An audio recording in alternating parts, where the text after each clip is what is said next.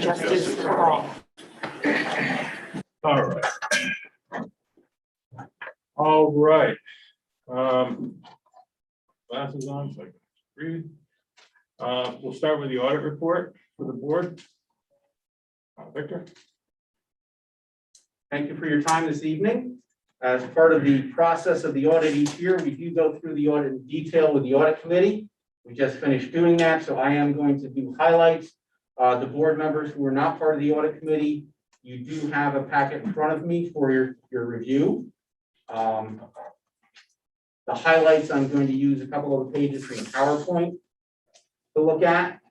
The overall audit report, the important thing is what type of opinion was it? And it is an unmodified opinion for the current year, which is a clean opinion. We're also required to report on compliance with laws and regulations. That is in the audit report as well. There was nothing that needed to be noted. We are required to do an audit of your extra classroom activities. That's the clubs, that's the student clubs. Even in the COVID area and arena for this past year, you still had those clubs. There was much less activity, but they still existed. And I think it was noted in the audit committee that there still is about $40,000 in balances in those clubs. Depending upon the activity they're able to accomplish for the current year, you could see an uptick in that just with activity and them presenting things. There is also a separate report on the management letter that is part of the document. The only thing we had this year is management letter items, was follow up to items we had in the prior year. For those board members with a copy of the packet, that is on the left side. Thanks, Sean. And then I'll pause for a moment. We followed up on two items. One of those was an ongoing deficit in the cafeteria fund. Because of the enhanced funding for cafeteria activities, you actually ended the year in a positive position in the cafeteria fund, the lunch fund, breakfast, food services program for the current year, so where you ended up with a positive fund balance at the end of the year. That item is clearly resolved. One of the things that happened a year ago, and partially the reason it happened for the June 2020 year end, was because you came to a screeching halt and the activities for the kids, again, this is an extra classroom item, I'm sorry, that there was a lot of sign-offs that didn't occur as they had throughout most of the year. So we looked at that again for 2021 year end, and all of those authorizations occurred at both the student level, the faculty advisor level, and then what we generically call the central treasurer, but the treasurer of the activity where it gets all posted together for all the clubs. The student treasurer is involved or is responsible for their club, and obviously the faculty advisor is their advisor for the club activity. There wasn't anything else that we needed to bring to the audit committee's attention in that matter. The one item that was probably a little bit out of the ordinary, every year there's changes in government accounting standards. There was a change this year, to bore you with the number of GASB 84, where some of the presentations as to how they got reported in the audit was different than they were in prior years. One of those actually involved the extra classroom activities. Because the students are the ones making the decision as to where they're spending the money and what they're spending the money on, it qualified as a custodial fund. So that's a new presentation this year. There's still a separate audit report this year because State Education Department requested that all auditors do that. But it's important to note that there was a change in how things are reported. Again, not super overall material to the overall operations of the district, but the student clubs are running about $40,000 in funds, both the beginning and the end of the year. The other thing it impacted was how things like scholarships got reported. They historically were reported in something called an agency fund. But what this GASB really did is it took the agency fund and said, no, you got to take that and break it down into its parts and put it back into the funds where the money came from. So that occurred. So in your case, there was really two items that got separate presentation: the clubs, the extra classroom, and the scholarships. So they got presented differently, and when they had been in the past, the scholarship number was about just bear with me a second. There we go. was about a 40,000 number also. So when you take the two, it's about $80,000. But again, it was a change in accounting principle that had to be followed. The overall activity just for the general fund itself for the district is $30 million of revenues and in the high 20s, $27, $28 million of expenses. So just to show you it's an important activity because it's an accounting standard and it was complied with. So the report does indicate there's a change in accounting standards, but it was not material as some other significant standards have been in the past where there's to comply with those standards, there's sometimes been multi-million-dollar adjustments in opening balances just to comply with the change in accounting. Was there anything else from the audit committee that anyone else on the committee wanted brought forward to the full board? Again, this is intended to be a summarized version of that detailed information. I always like to ask the rest of the audit committee or administration if there's something they want brought forward that we had discussed during the process. But it's a good report, it's clean, very few comments. And from the audit committee standpoint, I'd just like to say, Ashley, Caroline, Laura, the financial team did a really good job here. I mean, for a year when you get it, you don't get it, they're taking it away, they're giving it back. God only knows where it went, but it came back. I mean, it was just a bizarre year, and to come out this clean, I think you guys did a phenomenal job. So please pass that on. Thank you. Will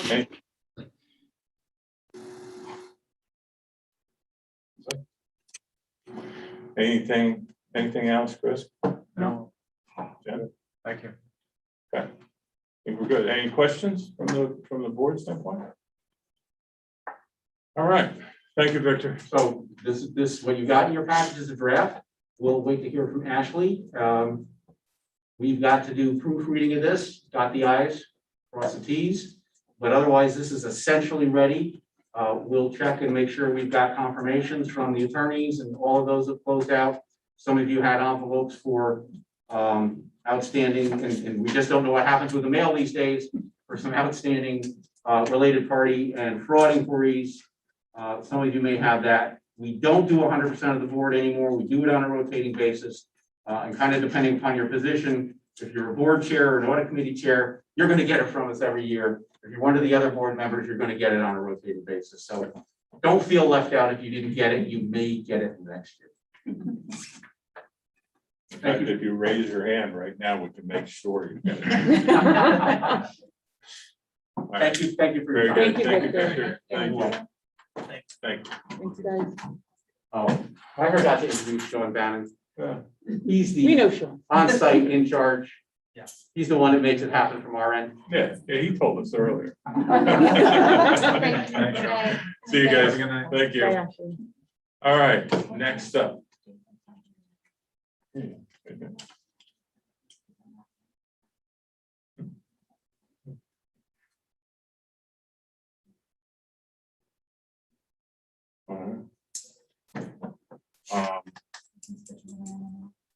Yeah, okay.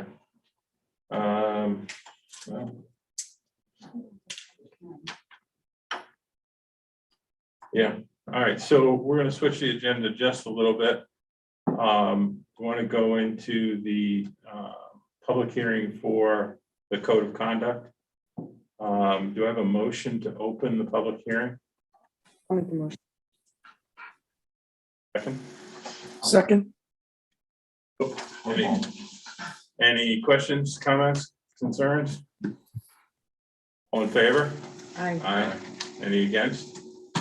Okay, the public hearing is open. This is the second reading for the policy 50 update. Is there any comments or questions from the board or from anyone in the public?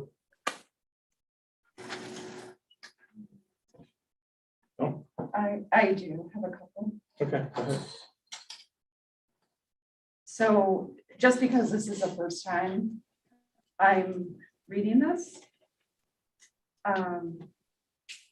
is this the same exact draft that's on the website that says adopted August 2019, the one that we reviewed, or are there changes within this? I believe they're changing since 2019. Okay, This was so, a version, and this sort of goes back to David's point. I mean, one of the things that we need is, we need versions of these things. We need, they should go into, what do they call, track changes, so we can see comments and changes. Because it's very difficult, I think, hopefully this is where you were going, Chris, yes, is to take a document that's, 100 pages, take another one that's 100 pages ago. What the hell changed here? So we gotta find a better way to do this. right. That's where I was going, and because it said it's disseminated to parents, which, so what I see, so I went onto the website, right, our district website, and it is posted there, but it said adopted August 2019. Yeah, So this is is a updated, newer yes. version. Yeah. Okay, and so that was the last time it was reviewed then? Yeah, just before COVID. Okay. Because there was a number of, I don't want to call them conflicts, but like it would say the wording in one was different than like a student handbook, and there was a lot of sort of shuffling there, but this is updated from that 2019. Okay. And then my other question, so within the code of conduct, it says, I guess this is, once it's approved, it will be presented in an age-appropriate manner to the students at an assembly, and once it's adopted. Right. Correct? Mhm. Okay. Is there a way moving forward that perhaps we could review it in July or August, such that if it's adopted, then, the first week of school, then the students could receive this code of conduct or expectations at an assembly during the first week of school? I don't know, Caroline, your thoughts? Yeah, there's no reason that it couldn't be. The changes aren't really that substantive in nature. Some of it had to do with aligning language that is used in either regulation or the state reporting system to the way that infractions were worded within our code of conduct. So it doesn't really change the nature and the meaning of it, but it changes the words to align more accurately. That was a majority of the changing that was done at all. And that was in consultation with council. And most of the bulk of the changes, there was page 18, engaging in off-campus misconduct, and then in the disciplinary actions. And these were additions made by our council. And then there were words such as replace tolerance with acceptance, replace he, she, his, her with they, their. So there were, and formatting pieces too. But in the future noted that we'll make sure that the board gets the tracking version, so you don't have to go back and forth with documents, and you'll know exactly what the thinking was behind the changes and what the changes are. I do think too, Perry, at one point it was part of the reorg meeting over the years. I don't know how it got shuffled around, maybe because we made the changes this year or updated it, but it should be part of the reorganizational meeting every year. July. Okay, So can you keep that in? Mhm. Great, Chris? thanks. Anything else? Okay. Is there a motion written here? Or we close it first?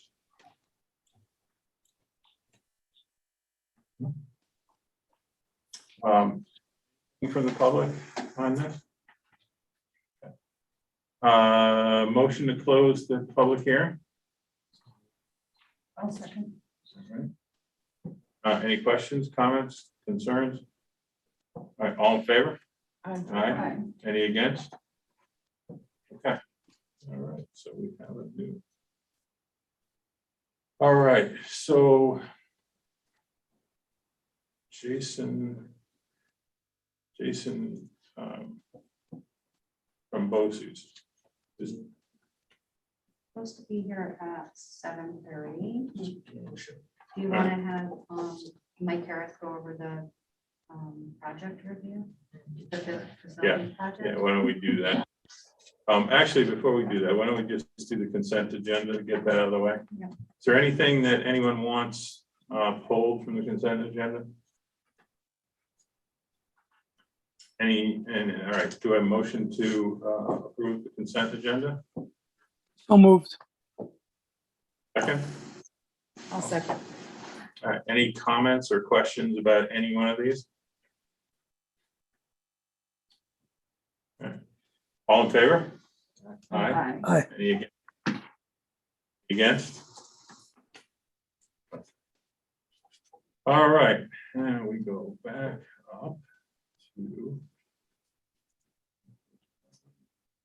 the BOCES spotlight is there for your reading entertainment. All right, so why don't we go to the 21-22 facilities projects? Right, that's where we want to go. Yep. Evening. I've got a handout that'll kind of will follow along in my presentation. Cheryl also has it projected. It's beneficial. Thank you.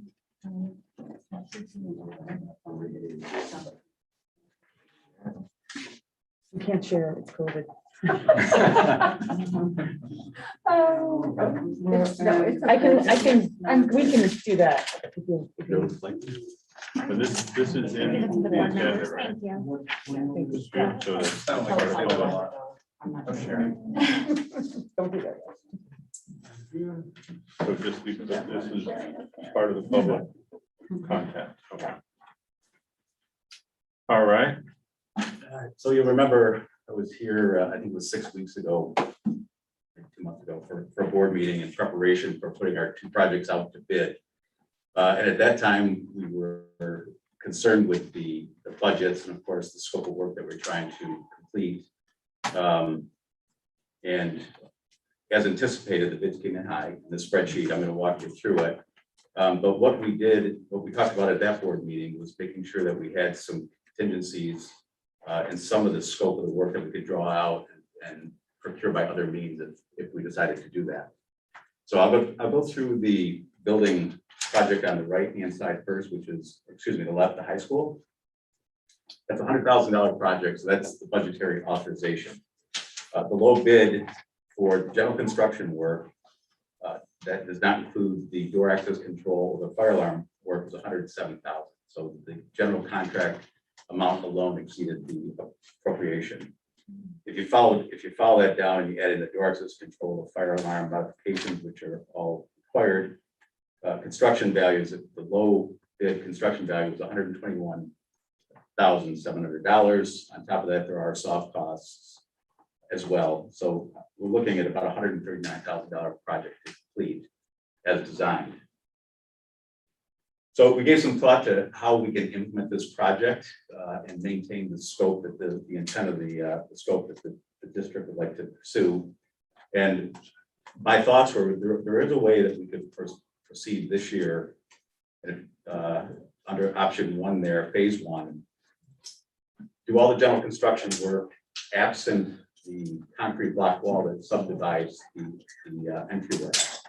That's about a $20,000 value. So if we take that out of the scope, and then the vendor expense for the door access control and the soft costs are paid from other sources, we could proceed with the $100,000 project this year.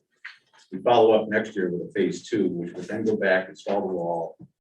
We could also then accomplish the site improvements, concrete block repairs at the ramp and the curb cut in front of the building. So essentially, you'd be utilizing this year's $100,000 project, but then also on the heels of this project, you're rolling into next year's $100,000 project to complete all of the scope that's intended. But we'd only use 68,000 of that $100,000. Yeah, if we're going to maintain the scopes here, but what it does, it allows you to more scope of concrete work. I came a little early tonight, and I went over to the high school, just kind of racking my brains on how we could accomplish more for less. And I ran it by Mike when I walked in this morning or this afternoon. It dawned on me, we're putting the the access window and actually show, you want to pull up the drawings, that's a different tab, the high school set. Elliot's gonna help you with that.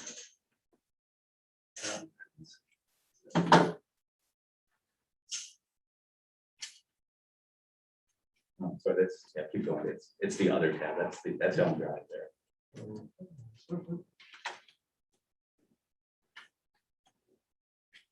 I'm not sure if this would accomplish, what the district intends, but going a little bit further, one more. So you can see the sketch to the left is the existing conditions. The sketch to the right is what's intended. The interior set of vestibule doors are being pushed down into that vestibule about 15 feet. But it dawned on me that we could insert the secure window inside the vestibule as it exists today.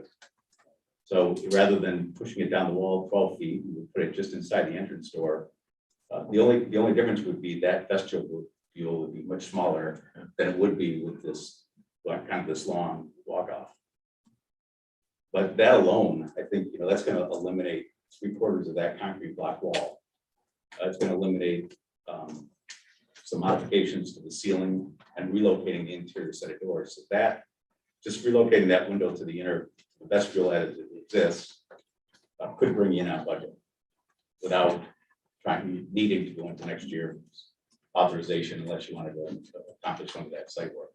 But if we do that, are we sort of stuck with that small vestibule? I mean, we couldn't go, well, if we did, we basically rip everything back out and do it. Well, I suppose intermediate approach would be to take that interior set of vestibule doors and push them down 5 feet rather than 15 feet. So to make the inner vestibule a little bit larger, but not quite as large as it is now. The concrete block wall is quite an expense. So do we think, I mean, is that, it just seems like that would be, the 5 feet would be almost ridiculously small, given, the arm reach of most of our high schools, it's probably 6 feet. You're gonna have one person in there at a time if you're still doing social distancing. So it's gonna be one person in there, one person through. I don't know, the 5 feet seems awfully small to me. If when complete, it would be similar to what you've got here. You've got the double set of doors coming to the middle school. So by comparison, That's what I was wondering, like, how big is it at the middle school? How big is it at Alden?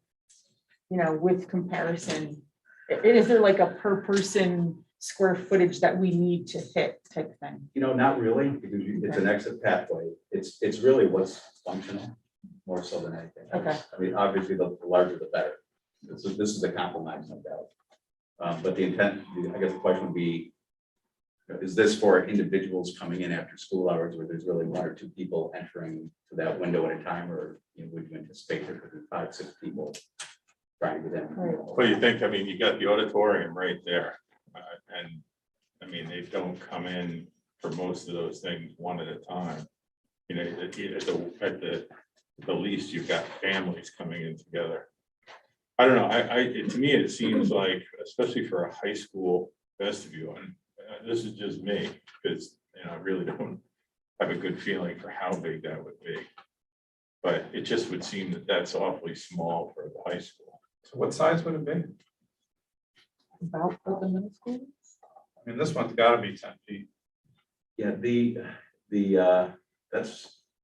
it's probably 10 feet now, by just judging by the width of the doors. The double doors that you see, that's a 6 foot width. So that's more than a square, it's a rectangle. So that might be an 8 foot depth. Right. Okay.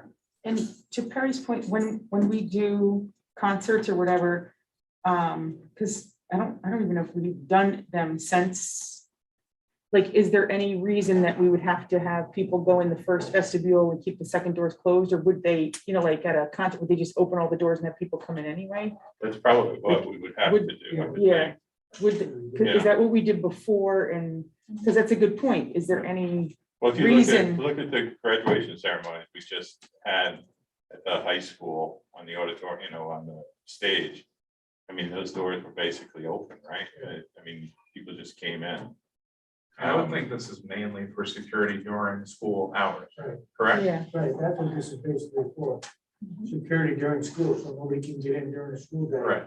And, you know, And even for like parent pickup, a lot of times either the parent goes in the vestibule or they even wait outside, like. That might not be an issue. so at Alden, we built what we needed to build to fit the building, because we had one door closer than on one side of the hallway, so you have an exit Oh, yeah. and then you have an entrance, which is what we're trying to do at the high school, with the wall in the middle, so Yep. people can't rush in. Both exit doors locked. If somebody rushes in the first door, they can't get in the second door. Right. That's why we had the wall in the middle. In the middle, at Alden, we have it like that. This is the only school, because the hallway is so narrow, you really can't do anything. So we have the double doors and the window right there. There's not a lot of room here, but we couldn't come down any farther because there's an office right there. Mhm. There's room 11 right there. So this is the best we could do in this building, but the high school, you know, the high school is different. The high school, right now, it'll be maybe 11 feet wide by 7 feet or 8 feet deep if you left it this way. And then we were moving it out 11 feet. So we were moving it out 11 feet, and we're gonna move it from here to here. This is 11 feet from there to there. So, and then we're gonna put the window in here, so you had more room to go in, and then you had a double locked door to go out, so nobody can rush in. You know? Yeah. Mike, do you have a concrete wall in Alden Yeah. separating? Yes. So that's what you would be pushing off as the separator of the concrete wall? Yeah. Yeah, if you Option did one, it this option way, two. the wall would only go from here to here, Yeah, so it would be 7 or 8 feet instead of another 11 feet. Oops. is sorry. I'm just curious, is there a cheaper but as effective wall of concrete? You know, not really. We batted this around when we did all that. We thought we could put some dense, very high density gypsum board in there. Yeah. But if we intended to stop ballistics, Sure. concrete block is the only thing that's truly going to do that. So what does it come out to if we did, you know, we basically made it smaller? You know, I just came up with this idea Right. tonight, but I gotta think we could probably fit it in to the $100,000 absent the, not doing the concrete, but the site work, but we could probably make it fit that budget. But the vestibule will be smaller than the one up front in here. Yeah. Mike, right? The vestibule would be shorter than the one here, it would be wider, yes. Yeah, Okay. it's It would be wired. So shorter. it'll be a little wider but shorter. Yeah, and, yeah, by about maybe 2 feet. Be So- shorter about 2 feet. And only one entrance, one exit entrance, not a We want separate. one set of doors to go in only and one set of doors for exit, only, like we've been doing it all. So you take this vestibule and cut it in half though too. This one here, I'm just saying, if it was the high school, you'd be putting a wall between so now you're turning that there's room 2 into sets half of the double size. doors at the high school, so you're putting the wall in between, right? At Alden, the incoming in wall was here, but there Right. was an office over here, so when we built the wall going this way, the second wall was here, the double doors are here. So going out, the vestibule is not as big, but you really don't need a big vestibule going out. You just need enough where one door closes before the person gets to the other door. Yeah. So if the person goes out the first door and it closes, and then they go out the second door, if somebody runs in that door, they still can't get in the second door. And that was the idea of the wall, so if somebody was coming in, Yeah. they couldn't cross over, and, you know, But I see your point here, in this school, there's only one set of double doors, yeah, but in the high school, there's two There's sets two of There's sets. double, two, so so it you have is, two of those same size Yeah. rooms, pretty much. Right. Not one of these rooms cut in half. is my Right. point, okay. it'd be two same size. So the way it's written here, though, you do the general construction, you don't do the access control, right? Well, the access control it's intended that you do the general construction, the access control. But the access control is pulled out and paid for the general fund directly to a vendor as opposed to the contract. So then we basically pick up 20 grand, about 20 grand on stuff that we would do outside the project.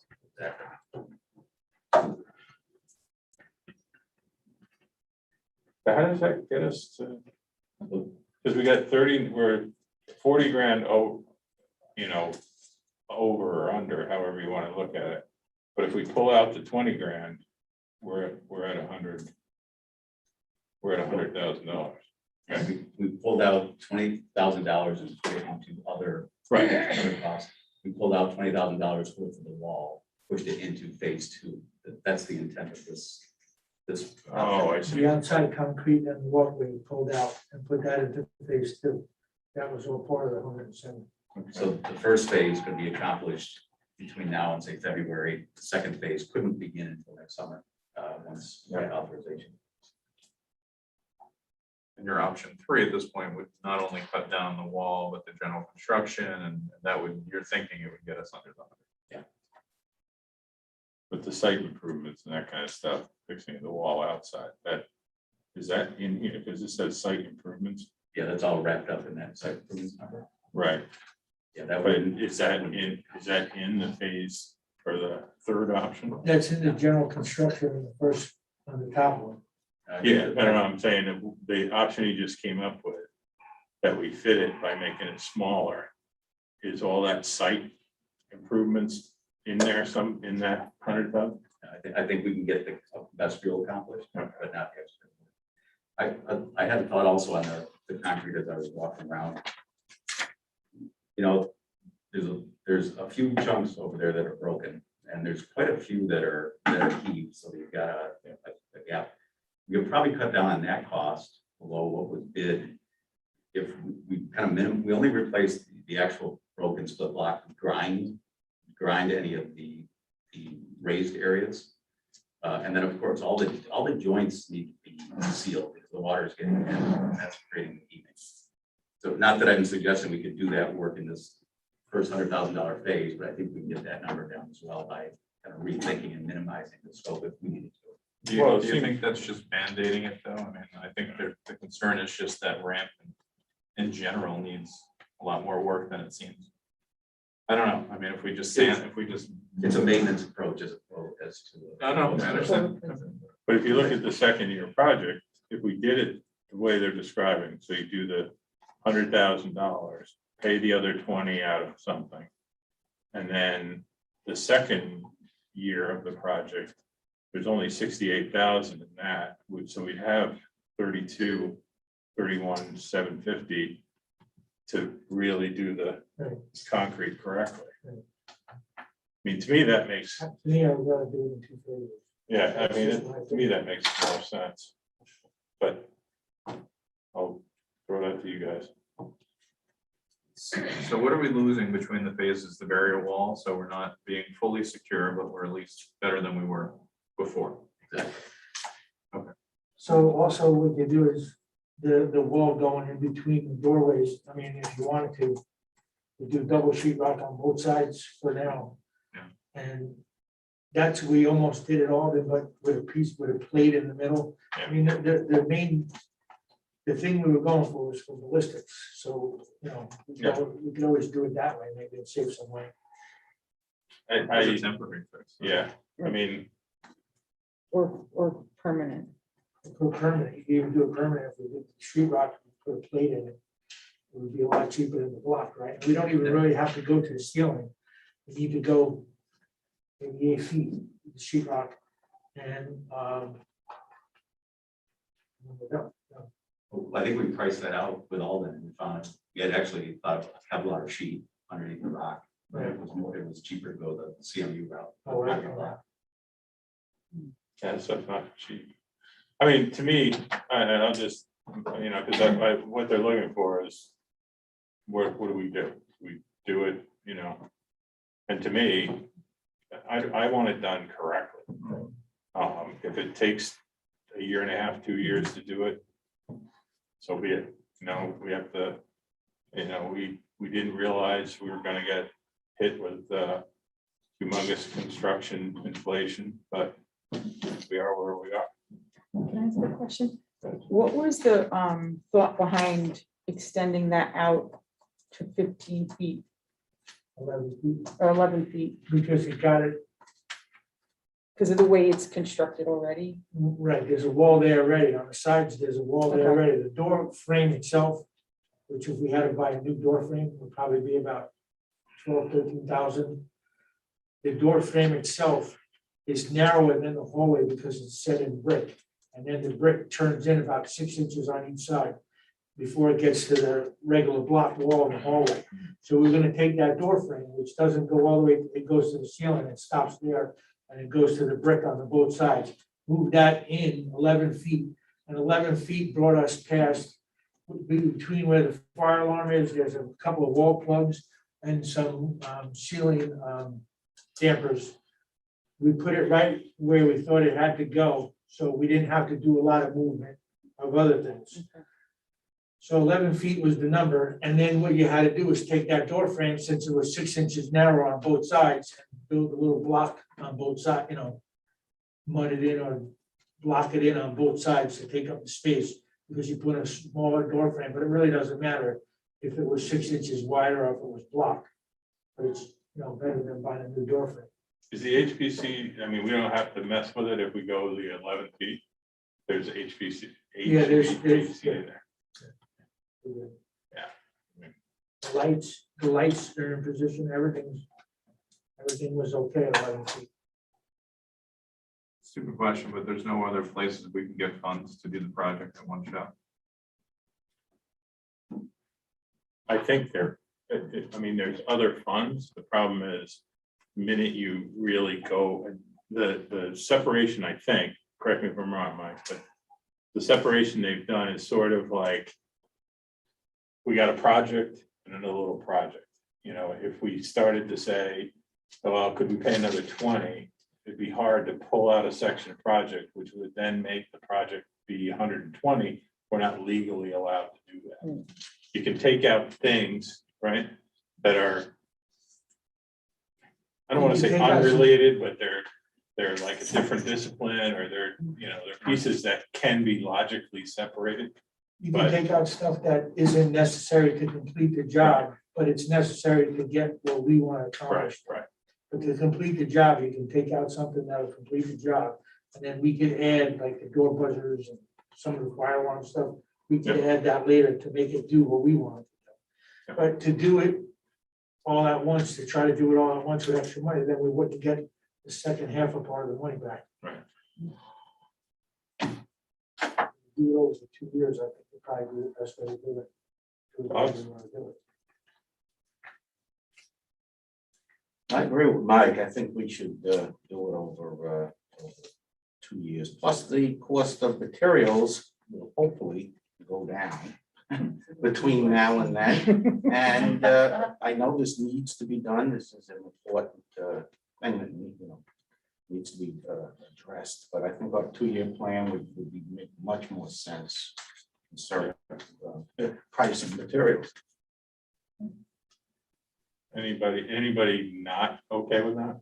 I think we're very appreciative of you trying to think outside the box though, and that was a very good idea. But yeah, I guess that's what I'm kind of aligned with what you guys are saying.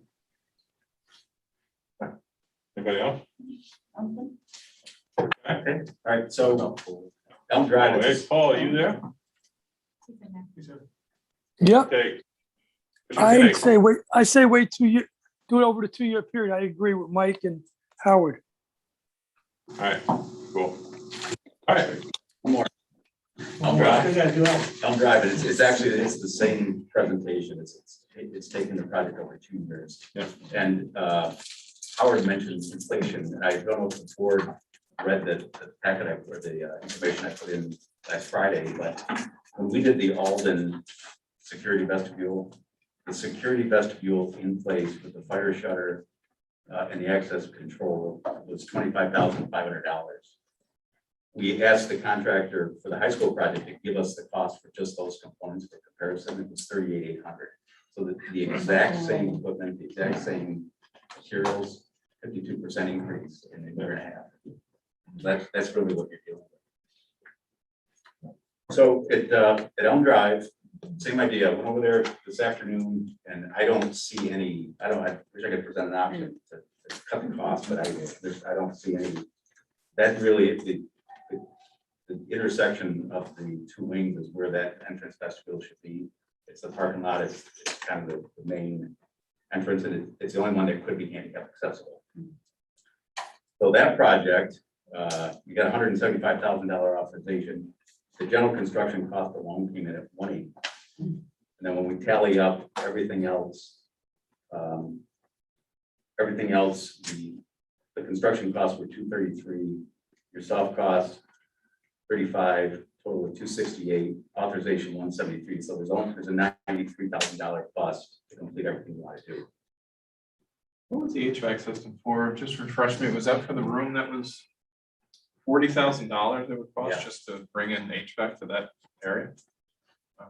Yeah, that's because we had 3 bids on that, and I think the low was 38, and we had 39 and 40. So You wouldn't nice just be able to part- put a split in that room and, Well, the problem is there's no air conditioning in all the. oh, no, I know, there but just a now. split. I mean, a split you can put in. Well, yeah. 5-8 grand and I'm just Yeah, curious. that- This is kind That of, would be one of the things that you could take out, that's not a necessity, Yeah, but we could add it to get to where we want to be later. okay. this is a split unit, but it also uses outside air, so it's more of a complex unit than the typical split. Okay. But by code, we have to do that.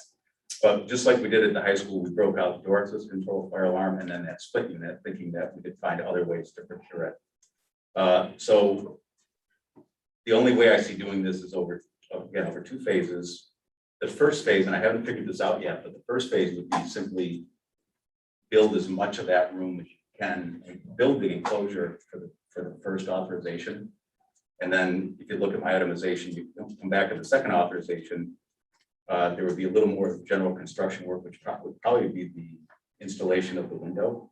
And then the door access control, the fire alarm, the HVAC. You could also do the site work that was contemplated with that scope too. That total, with a little bit of inflation piled on it, is 151 for next year's authorization, which would be 175, so you have some wiggle room there as well. So very similar to the process you go through with high school. So Mike,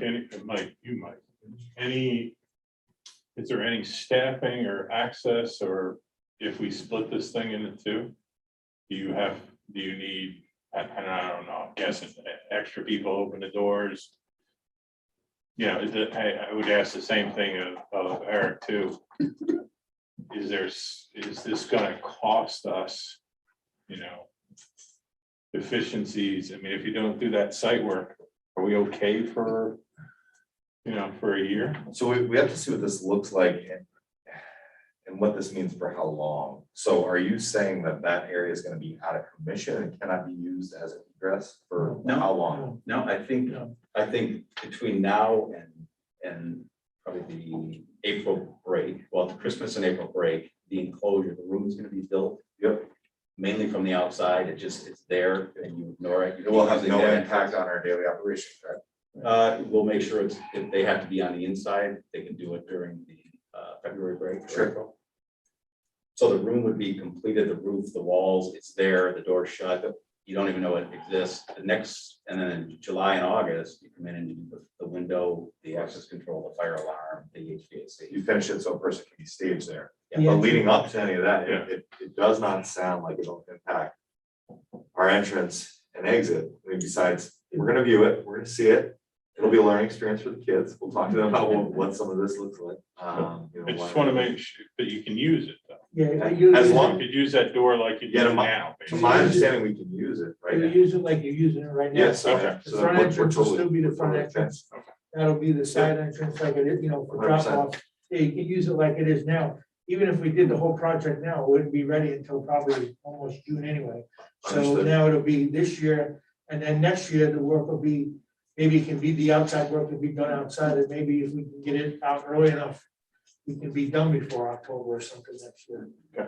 The way you're describing it sounds like it'll fit. My only question would be, there'll probably be a time when you're working on the actual outside road, for lack of a better word, into that spot, at which we won't be able to use it. But as you said, if we still have the summer, not a problem. Yeah, And the site work would be next summer for sure. Right. Yeah, so- So, I feel like we're okay. We also have a side ramp if we're in any weird scenario that needs to be ADA accessible, in which they can come down. You're familiar with it. Yeah. So I have no reservations on that at all. So the one drawback is that we can't, I don't know that we can award this to the low bidder and then say, pull all this stuff out, we're gonna rebid it next year. I think we've got to repackage it for just what we can do this year, bid it, and then let them know that there will be a second phase bid next year. It actually have to be after within the authorization. Now, at that point, would they, not necessarily rebid, but if the cost of goods come down, would they adjust it, or are we locking into a price at this point for both? No, the second phase wouldn't be bid until next, Okay. after May 18th. Perry, were you asking about like manpower work sitting? in I'm that just window saying, too? what, is there anything that would be needed? Because, you know, the way it'll end up is you got, you know, you push the button, the door opens, you can see who it is, all that stuff. What I was getting to was, is there anything that's gonna impact Mike or Elm Drive that, where you would have to say, I'm gonna have to have a monitor on that door Right. during buses? Right. that's But it sounds like it's just gonna be exactly the way it is today, just Oh, with okay. a funny room around it. Yeah, Okay, well, once it is completed, it's a whole new conversation on what we want that position to look like, but now it sounds like that conversation will not even take place in this calendar year. Maybe not even next, right? What is the completion date for that, you think? No, it'd be next August, next May. Yeah. so we'd wanna get So that. possibly next September, yeah, then we'd like to set that up for the springtime of this year. Yeah, having that it's ready to go, for Make sure. sure it's in the budget. Okay. I mean, to me, it's the same story. Do it right. I mean, does anybody have a problem with that? Anybody? Paul? I'm good with it. All right. There you go. All right, thank you very much. Thank you. Thank you. You didn't have to show up an hour early. But thank you. Very good. Thanks, Mike. Thanks, Mike. And Mike. Take care. I'll be in touch, Laura. All right. Let's go back.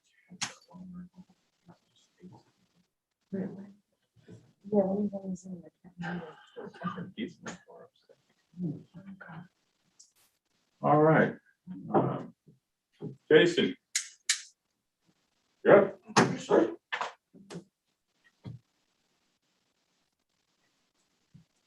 Not gonna lie to anybody here. Last thing I wanted to walk into is another capital project meeting.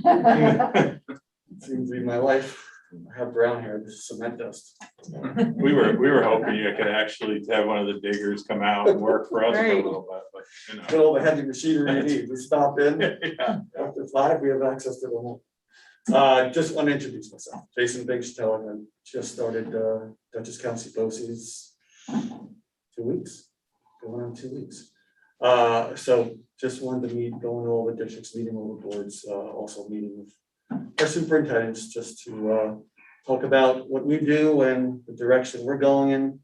Obviously, we want to thank everyone for supporting the capital project last year. It's day and night from the first time I stepped on that campus, which was 3 months ago now. It actually looks like a building. So we're making really good progress in that direction. Also starting to work a little more on comprehensive career and technical education courses, including industry certifications and workforce development, which is a lot of my background, having worked with the Aspen Institute.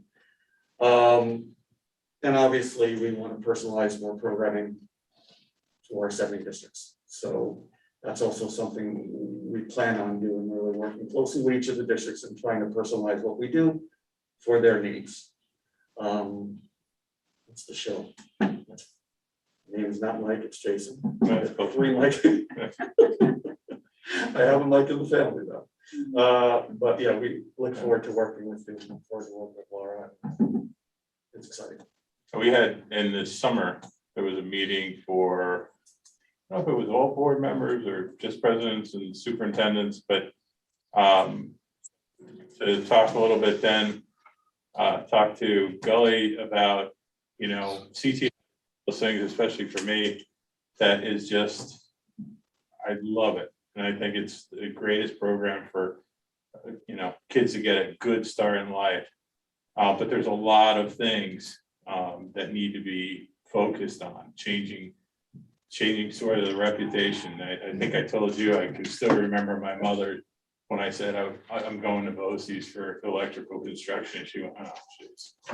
You know, but that's, I mean, we need, we need the kids, when kids go there, we need to have the right kids there that are there to learn and to get a skill.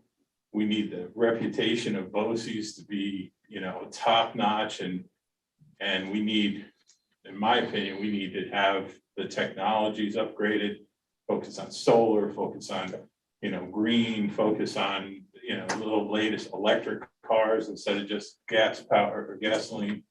But I think there's huge potential at CTI. And I'm really personally, I'm thrilled that you're here. We're excited about partnering. I mean, we'll have the workforce come in this week. I have Dutchess Community College, I have Vassar coming in. I mean, for us, CTI is, we're really trying to simplify it. If you go to CTI route, you're graduating either with 15 to 30 college credits or an associate's degree, because we're developing an early college program as well. State licensure of some sort, or an industry certification. Those are, or all three, if you're a real go-getter, but you're graduating with one of those three things. So our main goal is to create that pipeline we talked about previously to the industries in the area. So we're working pretty closely with a one-stop, so we're getting New York Department of Labor data on a regular basis and really trying to project out over 5, 10, 15 years the programming we should be offering that will offer kids, a pretty good prosperous lifetime. And that's either going to college or not going to college. It's a choice. They're doing 2 years versus 4 years. I'm the father of an 8-year-old. At this point with this economy, and they happen to live in New Jersey. They have a wonderful program called the STARS program where they go to free if they graduate high school in the top 15%, they go to community college for free. 2 years and then they go to a 4-year. It's a different time than when I went to college, right? During then, parents were fine with sending their kids to a 4-year college with majoring in liberal arts. That was before college to $80,000 a year, not counting food, housing, and the million other things. So, we want to get to the point that, just going to CTI doesn't mean you're not getting a 4-year degree or a 2-year degree. What it does mean is you might have the money not to go into debt and actually pay for that education, or get an employer to pay for that education, which is even better. So it's a different workforce right now, and things are changing. And I agree, we're putting a lot of emphasis towards technology, doing some Google Institutes. I sit on Google's Northeastern Committee, so I'm pretty much in touch with what they're doing and the programs they're running. We ran a Google IT support tech program in my last district. I graduated 50 kids with the Google IT support certification. So we're looking to bring all those programs into CTI, and with the new construction next year, I think it's going to be a really good fit. But a lot of our job here is really serving our component issue. So we'll work with Laura and really work out a personalized plan. Assuming that, that we really start making some serious progress, this has to be a partnership with Millbrook. Well, with all the districts, forget just Millbrook. We have to be, our guidance counselors have to say, you really ought to think about this, not, hey, why don't you just go there, you get 6 credits and graduate and don't worry about it.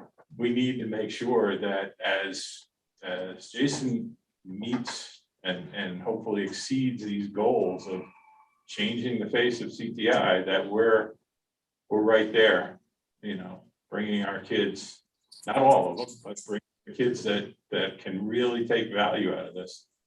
I think this has a lot of potential. So you're talking not only your advanced manufacturing, your manufacturing, listen, your Goldmans, your JP Morgans. I've worked with them for over a decade in my last district. They all want pipelines. They all want you to create pipelines. They all have programs that they can give CTI to say, hey, run this training program because it's costing us $500,000 a year. Why don't you guys do it in high school so you're producing what we're looking for? So that's going to be our main job right now. And I think I said this to you. I have an 8-year-old daughter in a very good school system. Every holiday I buy her pipes and wrenches and I paint them pink. Because I want her to be I want her to be $1 million plumber. No Barbies. If I do give her a Barbie, I dress her up in workwear. overall Barbie. I don't want to say I'm pushing her in the direction, but yes, I'm pushing her in the direction. If she wants to expand that in engineering, let her go engineering as well. But It's, it's a different landscape than when we went to school. And you can simply talk to my federal loan officer and find that out, for the money that I currently owe for my multiple degrees. So how do we make this, personally, I don't want to see you once a year. And we should see you on a regular basis. This is what we've been able to accomplish. I mean, we invested a lot of money in this new BOCES. We really like to see it's working. It's, we've changed over this technology. We're moving over here. And, not just CTI, but the whole program. How do we, and we don't need to figure it out tonight, but how do we start to get an ongoing conversation? Well, you put your finger on it, but I mean, a simple example would be auto. Right now, you go into an auto shop or auto program in any school district that's worth half their merit. You won't see a kid holding a wrench until junior year, because everything is done on software. Everything is done on computer. They literally have to know coding in order to fix today's cars. And we're moving towards electric. And we just had a conversation with Tesla last week in regards to really working with them and working with their curriculum, so we can start training our kids to fix the cars of the future. GM's going all electric. Tesla, we have to prepare a workforce for that. Okay. So we're willing to make that investment. Very good. Well, put us on your calendar. I shall, and I'll work with Laura. Laura's been great, so we've been in a pretty good place. So as I noted previously, we're not looking to throw a blanket on things. We're really looking to personalize what we're doing. So we'll work closely with all of you. No promise on that one. Very good. Thank you, guys. I appreciate it. Thank you. Thank you so much. Thank you. Thanks, Nice to meet you all. Have a See good ya. night. All right, let's see if I can figure out where we are. Got that. All right. Yeah. There we go. All right, next one is, in old business, is follow-up discussion on transportation. We have, You have Brian Fitzgerald from First Student who's on there. hi, Brian. How's everybody doing tonight? We'll find out in a minute. Well played. So, hey, thank you. And I appreciate the time and really thank you for allowing me to attend virtually. I was telling Laura a little bit, I was having a little logistics challenge. So I really appreciate you letting me attend virtually. So I'm our senior vice president for the region out here, and that's just a fancy way of saying I have New York, New Jersey, and Delaware. And really my job is to support the folks that are closer to home. And I would have Joe Petrazak as our area general manager was going to join me tonight, but he had a pre-scheduled dental surgery late in the afternoon. I think he may be asleep or a little under the influence. So we left him out of this one. But as I was talking with Laura and Cheryl and the team, certainly felt like it was appropriate to get in front of you and provide you an update on a couple areas. And what I thought I would do is chunk it into 3 categories and then just see if I can cover it and then open it up for a ton of Q&A as we go along. Wanted to talk staffing, wanted to talk routing, and then just service execution and communication expectations. And in each area, kind of approach it from a little bit of past, a lot of bit of present, and then a lot of bit of future from where we are, what we're working on. So let me know if that makes sense. Little tough to read the room in the Zoom. So if there's hands or I may need a little facilitation help if there are questions as we go. Good. Oh, okay.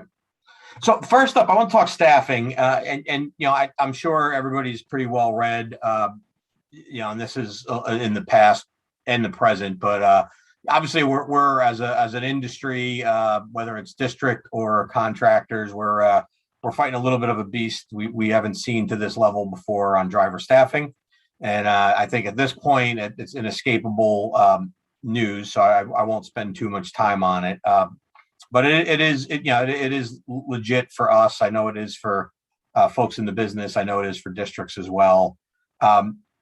We had about 28 routes at one point, and now with routing work, which we'll get into, we're down to, 21 routes that we have to run every day to provide the right level of service for Millbrook. So where we're at right now is we currently have 18 drivers. The gap to 21 is being filled with Melissa on our staff driving. And we do have 2 out-of-town drivers that, Joe has been able to, kind of shift around from some other locations. So, that gets us to 21 right now. Obviously, that is not our design place. We need to be at this current route structure 25 plus to have a good feeling of knowing that you're able to withstand any type of anomalies, particularly with COVID.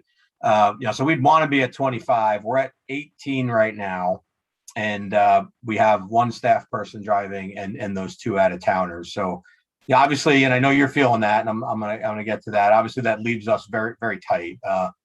We are doing everything we can do and can think of, and are open to other ideas to continue to recruit. We've bumped up all of our sign-on bonuses. We're offering referral bonuses to existing employees. We've had a pretty consolidated advertising campaign. Joe in his area, which is really the 87 corridor, we have a full-time recruiter that works for him just up and down the, kind of Albany down to Kingston and in between area that includes Millbrook.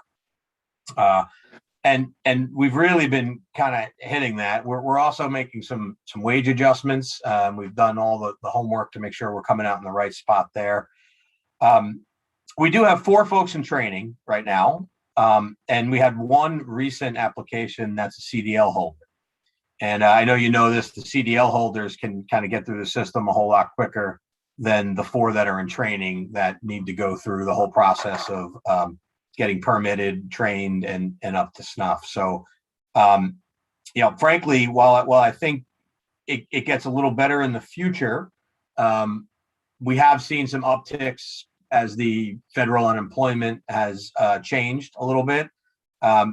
This one's going to be a scrap. It's going to be a scrap for us going forward. And I want to be open with the team here, and we'll talk a little bit about routing and some things we could do. But that's where we're at right now. And Joe and I will continue to hammer away at this. But I wanted to cover that one up front. I know it's a concern for the board. Might make sense for me to pause for Q&A on one topic at a time, if that's easier to. Yeah, I have a question. Yep. Can you just expand on, you said that you had 28 routes and now we're down to 21. Is that like, I guess 2 years, whatever, we used to have 28 routes, but since we don't have enough drivers, we've condensed routes. I just didn't know the difference in that number of routes. Yes, and I should probably preface this. There may be a couple moments tonight where I have to take a follow-up, phone a friend, only because Karen might have the exact answer. I think I've spent enough time with her this week to have it. But I think if you go back 2 years or so, we were at 28, and between doing a little bit of rerouting, which was probably a good thing to do anyway, right? If you can get a little more efficient. And then, yes, because of the driver shortage, we've had to try to work with the district to route that down to be able to get it executed better. So a little bit of each. But Brian, I got to ask, why did we find all this out the first week of school? We had kids we started our pre-K program this year. We had kindergarten kids that were on the bus for 3 hours, getting home at 6 o'clock at night. We had buses being sent out that had no seats, kids were told sit on the floor and we'll get you home. This was not just a matter of a couple, we had to take one route and make 2 out of it, or 2 and make 1 out of it. This was just putting our kids at risk, in my opinion, because if you're on a bus for 3 hours, you're at risk. And putting our kids at risk by telling them to sit on the floor, and they're using old data, they're using old systems or the wrong system. Why didn't we know about this, in August? Why didn't you guys come in and say, look, I'm really worried about a rough opening day. Maybe we start sending the kids home at 3 o'clock so they don't, you know, and we send them home a half an hour early to get them home on time. Maybe we could have looked at other options. But we walked into opening day with, oh, it's gonna be a great opening day, and then all the wheel, no offense. Understood, understood. No, I'm sitting on my front porch. I live in, has a one little road, probably 12 houses, and I had 3 buses on my street at the same time. This was a total disaster. And I don't understand why we didn't know that things were gonna be this screwed up. Just kind of also, and not all the kids were on the bus for 3 hours. They were at the schools waiting. The buses didn't get there. But the thing, you know, as a parent of a child that goes to an elementary school, I think it was the fact that there were parents that tried calling the bus company and they closed at 4. And I just, my heart went out to parents who maybe this was their first time their kid went on the bus. And if they, I don't know if they called the school and didn't get anybody, but if they called the bus company, I mean, I know personally, I probably would have called the local police. Like, these parents shouldn't have to go through that where they call the bus. Like, you know, if we knew the drivers weren't at the school yet, someone should have been at the office of the bus company to man the phones, because parents, you know, my heart broke for them. They didn't know where they're. So I'm glad you bring that up. At the schools, Tom was there at his school. Caroline came down to support us at Elm. We were all there till almost 6 o'clock, handling those phone calls with the families. There was someone there at First Sturgeon for some duration, if not all of it. We were going back and forth with them. I can't say what the situation was over there. I'm not sure if they were inundated and then they couldn't pick up as well. There were times when Caroline was on her cell phone texting Karen, I believe, over at First Student, and we were calling, trying to get someone else, and then we were using the actual walkie-talkie just to create, a form of communication to figure out what the heck. That's good to hear, because I think unless a parent hears that and understands it, they were like, I called the school and nobody answered. Yep. And yes, you guys could have been on 5 phones. I called for a student and nobody answered. So we were there, and then in that's- fact, the next day, days after, we reached out at the building level with some of the families who had the extra long runs. And then Laura herself even reached out to families as well who were impacted for the much longer runs. Just to have that consistent But conversation. I gotta believe though, I mean, we must have done some practice runs before school started. We must have, unless the practice runs went amazingly well, and then somehow everything fell apart on opening day. But we must have known that we didn't lose 20 drivers, on the 15th of August. We knew how many drivers we had. We knew how the routes, the information wasn't put in the right places. And we should have been told in August, look, I'm really worried about it. I mean, this is part of the partnership we're supposed to have, I think, is we're really worried about opening day with the number of drivers, the number of buses. We lost Deb, we got new people. This should have been like front and center in the board meetings. It should have been front and center between the transportation, between you guys and the district people. We should have been all on high alert. And I get the feeling like it was complete surprise to most people that things were as hosed up as they are or were. And I'm not sure, what do we think now? I mean, I think the buses are still not getting to like Elm till 4 o'clock. I mean, are we gonna fix this? So we're in a situation now where, the first bus arrives around 3:20, 3:25. But there's this half-hour window where we then populate with the rest of the buses. And so then it's trickle in for the next half hour. Without getting even into teacher contract, they're supposed to be done at 3:30, student contact time 3:45, period.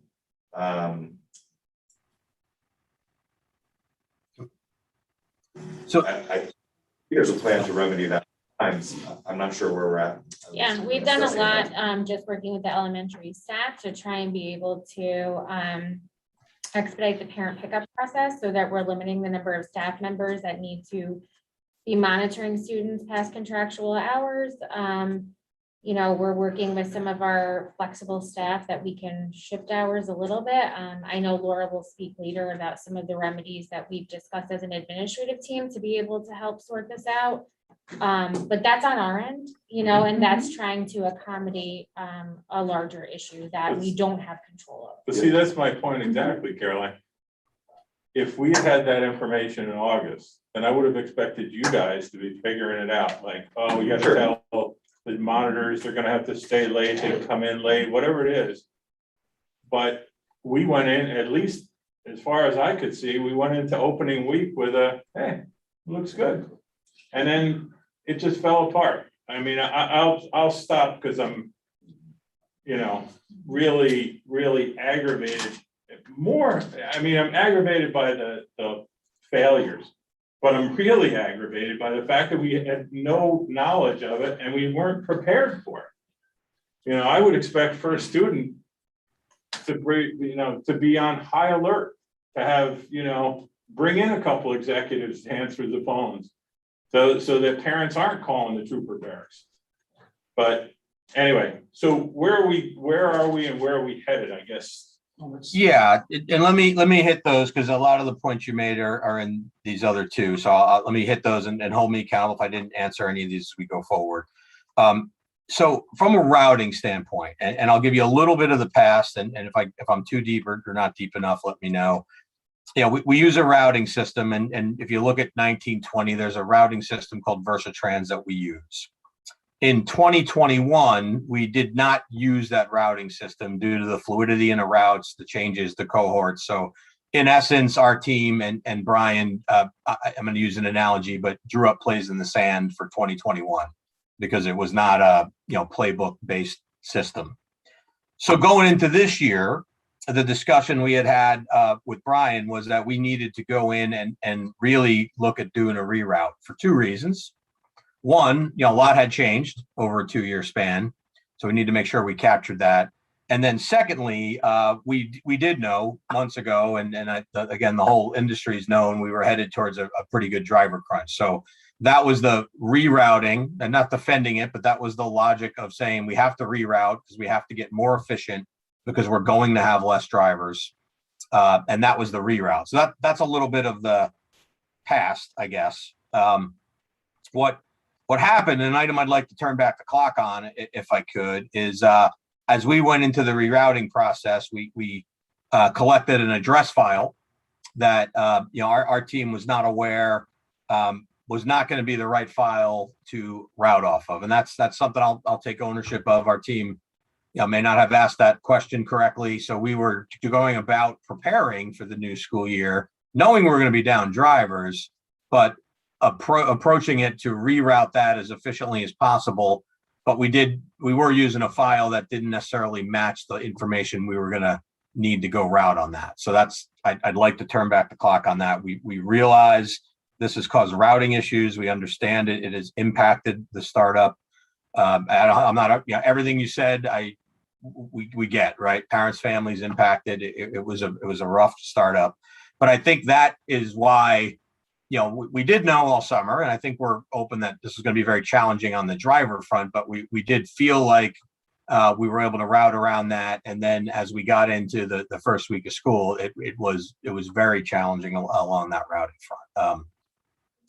I believe at present, and again, if there are feedback, either general or specific, I will take that back. I'm going to debrief with the local team here tomorrow, but I believe at present, meaning get past week 1 into week 2 and now into this week, I believe we have been able to. We didn't meet with the district to get some help, but I think we've been able to iron out most of those. Now that we're still with the 18 to 21 people running the routes, I think even the routing design still puts us at risk of having some, we got to be pretty buttoned up on drop off. I spoke to Karen today. I thought we were, getting everybody back here by a little after 4, and that it's going to be something we're working through, but we felt like we've been able to iron that out a little bit.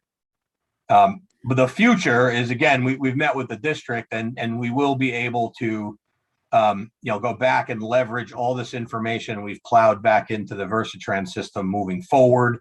Again, that doesn't help 2 weeks ago, and I recognize that. I don't, I understand the impact, and certainly wasn't our intention. I do want to be clear, though, we weren't at any point saying, hey, let's not tell everybody. We were saying, hey, we're definitely going to be crunched for drivers, but we thought we were a little tighter on routing, and we learned the hard way in week one that we had some things in there we had to address.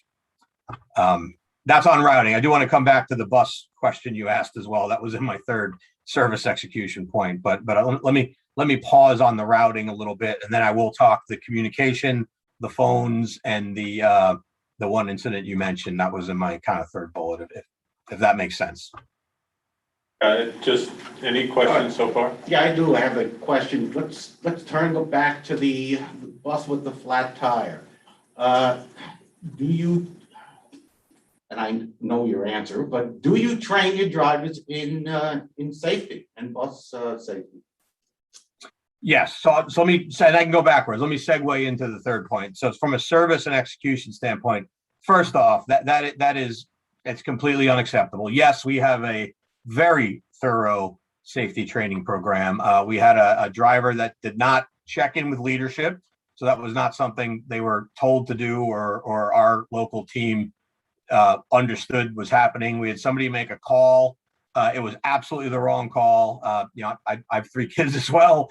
I apologize for the impact of that. I'm not going to defend that. It was a driver that made the call. We have since disciplined that driver. Candidly, we did not terminate. We disciplined that driver, right or wrong, but that never should have happened. Not acceptable. Again, I'd like to turn back. I hear you. Thank God nothing happened. And the biggest question I have moving forward is, First Student is a multi-billion-dollar international company. The fact that you have problems and the industry has problems is, I feel bad for all bus, including districts. There are a lot of people. UPS has trouble. FedEx has trouble. Why? Well, now Amazon hired people away at higher money for Prime. Districts are paying more. Arlington is, for one, paying $20 an hour, I hear. I don't know what you pay, but the bottom line is we have a contract with you. Can you move forward and fulfill your contract? Yeah, so I'll address that. So understand your points. I will tell you, we can. I will also tell you, though, I can't sit here and tell you we're going to find 6 to 10 more drivers in the next couple months. And I've had that conversation probably 50 times this week, and again, open to other thoughts. But that is I think everything else on here, we are able to hit. And I want to come back to communication because there's a whole bucket here. But what we are doing with the district is asking for a partnership to navigate through this. But yeah, I mean, I understand your point, but yeah, can I tell you we'll have 28 drivers in the next couple months? I can't.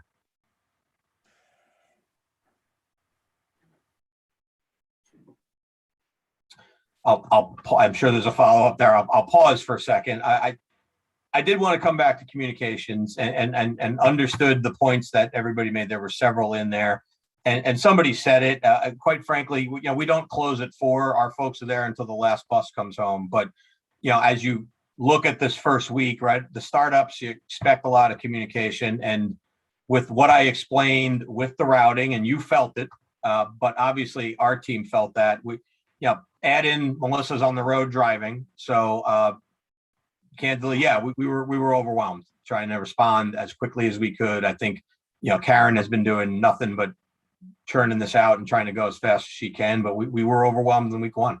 That's not an excuse. It's just, I didn't want you to think there's a systematic issue there that we're closing. We just could not keep up with call volume, and we recognize that impacted families and getting a timely resolution and information.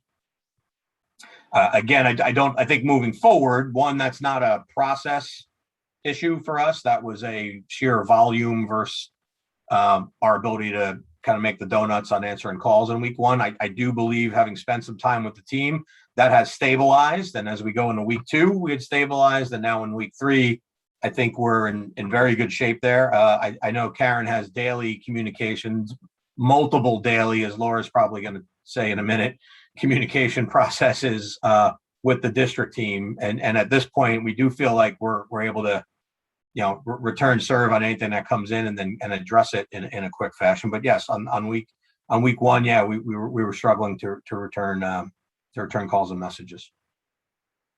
So you're telling us basically for at least next couple months, buses are gonna be running late. And we should, I guess, start telling parents, don't expect your kids home, at the hour that you were expecting them. I mean, if you can't get more drivers and that's what's standing in your way, then we should be telling parents right now, you thought your kid was gonna get home at 3:45, 4 o'clock. Well, they're not gonna get home till 4:30, 5 o'clock. Because Yeah. so your No. help.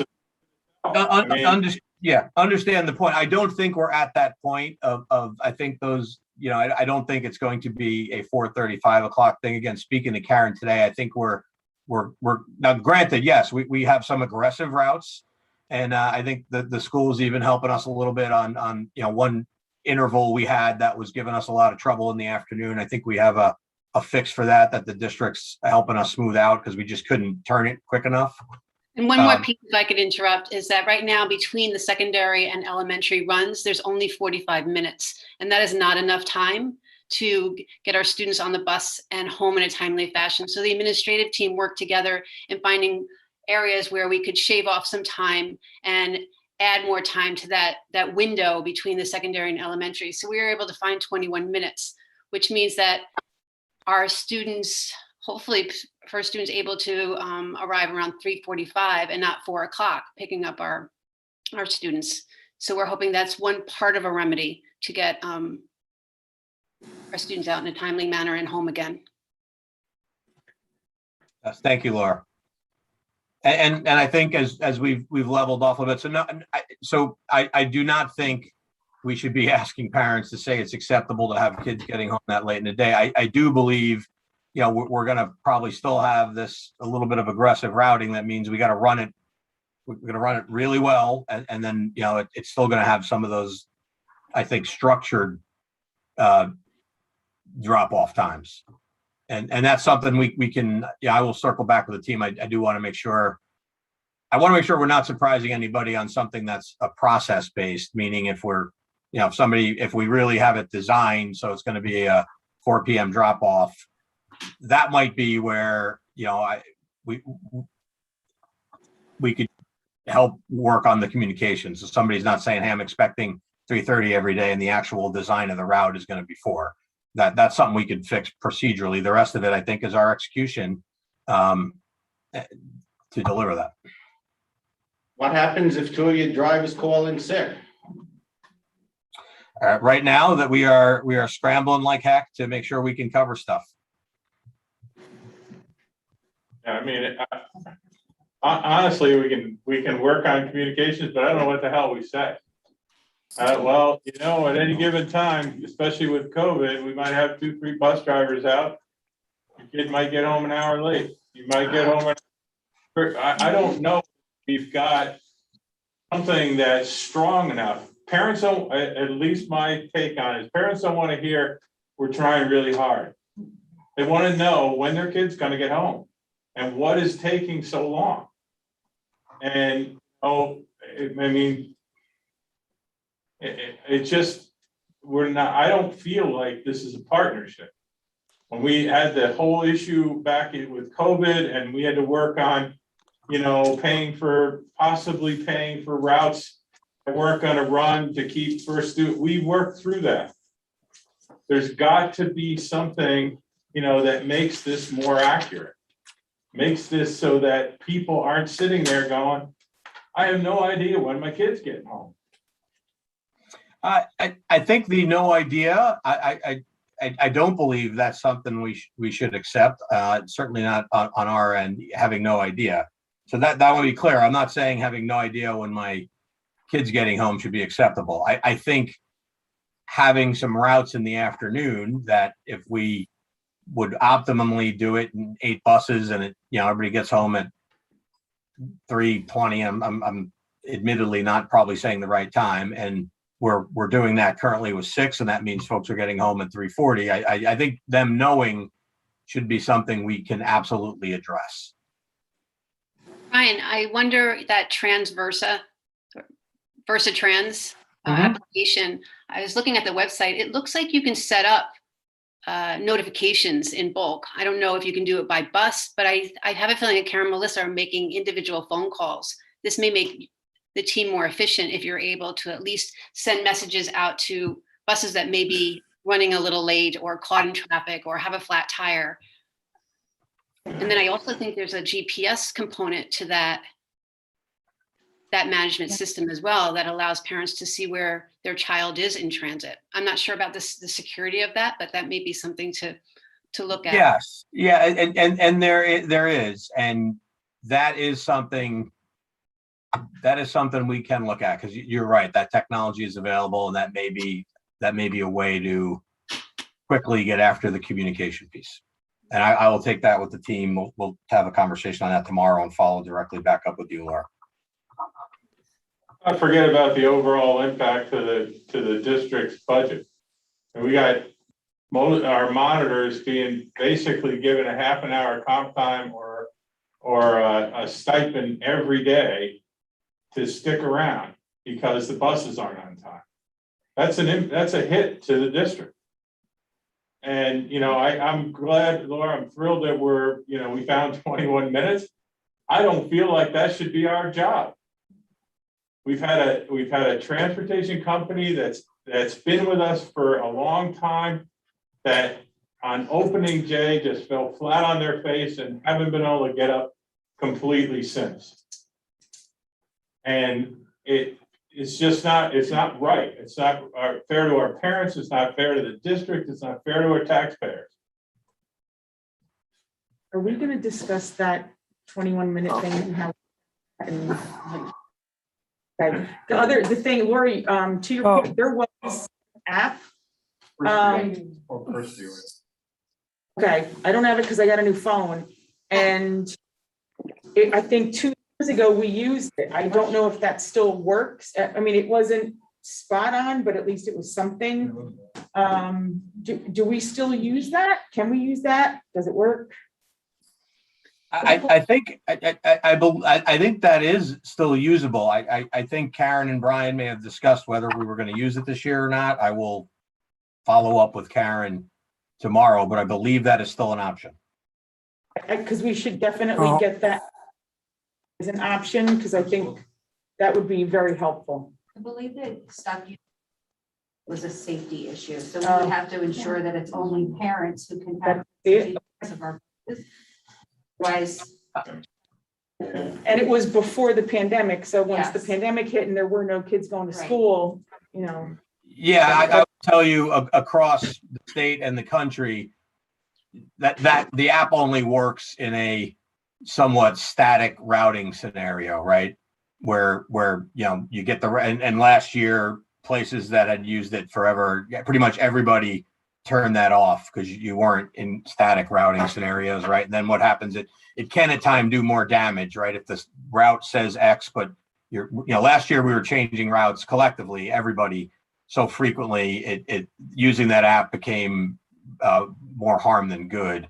But I think this year it's absolutely valid. And again, I was just trying to get a hold of Karen, but I will do that tomorrow to find out if that's something we could get going, because I don't think there's a reason we can't use it this year. Yeah, and I don't know if Chris LaBelle said it or not. I didn't hear which, but just the security piece of it, just making sure that other people, it's a secure log-on account for parents, so that not just anybody can be following our school buses. Yeah, Laura, we do have that. Again, that I know for sure. Again, we've used it here other places, so that there's a way to go do that and satisfy those concerns. Thank you.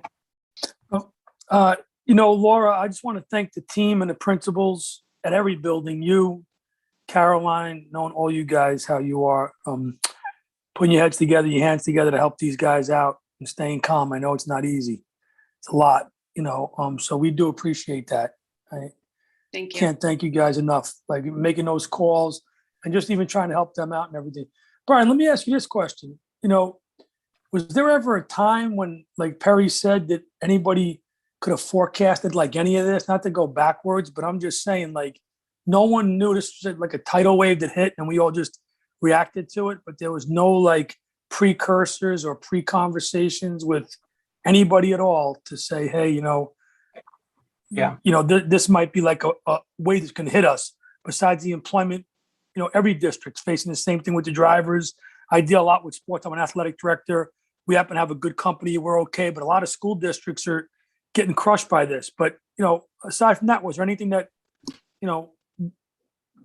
could have foretold this? Yeah, no, Paul, and again, I think that there's two answers to that. One is yes, from the driver crunch, and this was going to be, and candidly, I think we had a world of open conversations with Brian about that. So I mean, we knew. I could have told you every month for the last 18 months, September 2021 with unemployment benefits was going to probably be the most challenging bus driver. So we knew that and have been talking that. The one, though, that is different answer is I would tell you up to a week before school, we thought that routing solution was a lot tighter. So that one to I think echo some of the board members, that one, Karen thought we were pretty tight on that. And we learned a lot the hard way week one that was not as tight. So that one we did not know. And you are right. In week one, we learned that a lot the hard way. But the staffing issue, yes, we unfortunately we've known it did get a little bit worse, and this is way beyond Millbrook. You're not going to want to hear this. Millbrook's actually in better shape than a lot of other places, even in my area. But what happened also, and I don't think this really hit Millbrook, so let me gauge this, probably isn't too relevant. What did happen in a lot of places, you knew it was going to be a problem, but the witching hour over this summer where you called back every driver that might have been out on LOA, the drop off was worse than I think anybody, even the industry, could have projected. So I've answered this question for a couple other folks about, yes, we knew in the spring this is going to be very rough. It got a little worse at the end of the summer when we had some late people dropping off. I don't think that's as relevant to Millbrook, though, to be honest. I think that's probably a broader comment. All right. Thank you, Brian. Thank you for answering. Thanks for being here tonight. And, everybody's upset about it, but thank you for taking the brunt of the blow for the company. But if we can do it, that Versatrans is a good software, and we can get that going. Maybe that'll help, like Laura said. Thank you for trying that. No, and again, not to do closing comments. I understand every comment tonight. Obviously, we're scrambling. We're working a million hours a day. We're trying to, and that doesn't. I get it. Nobody needs to know or care how hard, but I do want you to know it is painful to watch folks. I always use this example, and Paul, I'm going to say it to you only because you said you're very involved in athletics. It's like playing 8-man softball. Like wherever you put the player, somebody else hits it to right field, and we've been doing that a little bit. I do think, though, I am not expecting, nor should you, something like week one. I think we're getting into a more stable situation, and there's a few homework items for us here to get back with Laura and the team that we can work on that gets that a little better moving forward. Because it can't get much worse in day one. I do, Brian. Understood. And we have some other questions, Brian? Questions. Right, I have another question. It's sort of a mix between safety and communication with the district. You mentioned that there's someone at the garage until all your buses arrive back to the garage. Is that correct? Yeah. I think our folks are do not depart until we get everybody back. Okay. Now, I mean, I don't know that that's the garage. Yeah, I'm not sure if that's Karen every day or it rotates, but I believe we have somebody there until the buses are all back every day. Right. Is our district notified? We're responsible for these children until they get home. Is our district notified some way that all of our children have arrived home every day? I don't I don't know that for sure, and I fully understand the question. And I can take that. I don't know that we have that in place, Laura. I don't know if you know, but that if we don't, that could be a simple. I mean, I've had some history in other transportation industries, and you remember as a remote manager, that was always something I'd want from my team. Give me the all clear message at the end of the day. So I don't know that we are doing that, but I'll tell you, I think we can, and I'll take that as an immediate follow-up. Add to it, Brian, that, you know, it doesn't help us if we know at 6 o'clock the bus got there. If you're you must be able to track your buses. You should have levels of warning. Look, this bus is 25% done out and it's 4 o'clock. Not going to make it. It's going to be at least, 55 minutes late. That's the kind of thing that I think the principals and the administration here deserve to know before they start getting the questions and getting wailed on by parents. Yep. Yeah, those two are not, the end of day all clear does not replace the communication on potential lates. So I think that would be an end, not an or. Agreed. You'll be able to do.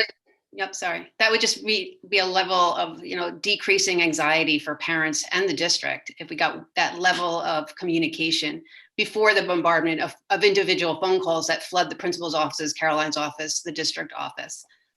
So we could work on setting up what that looks like.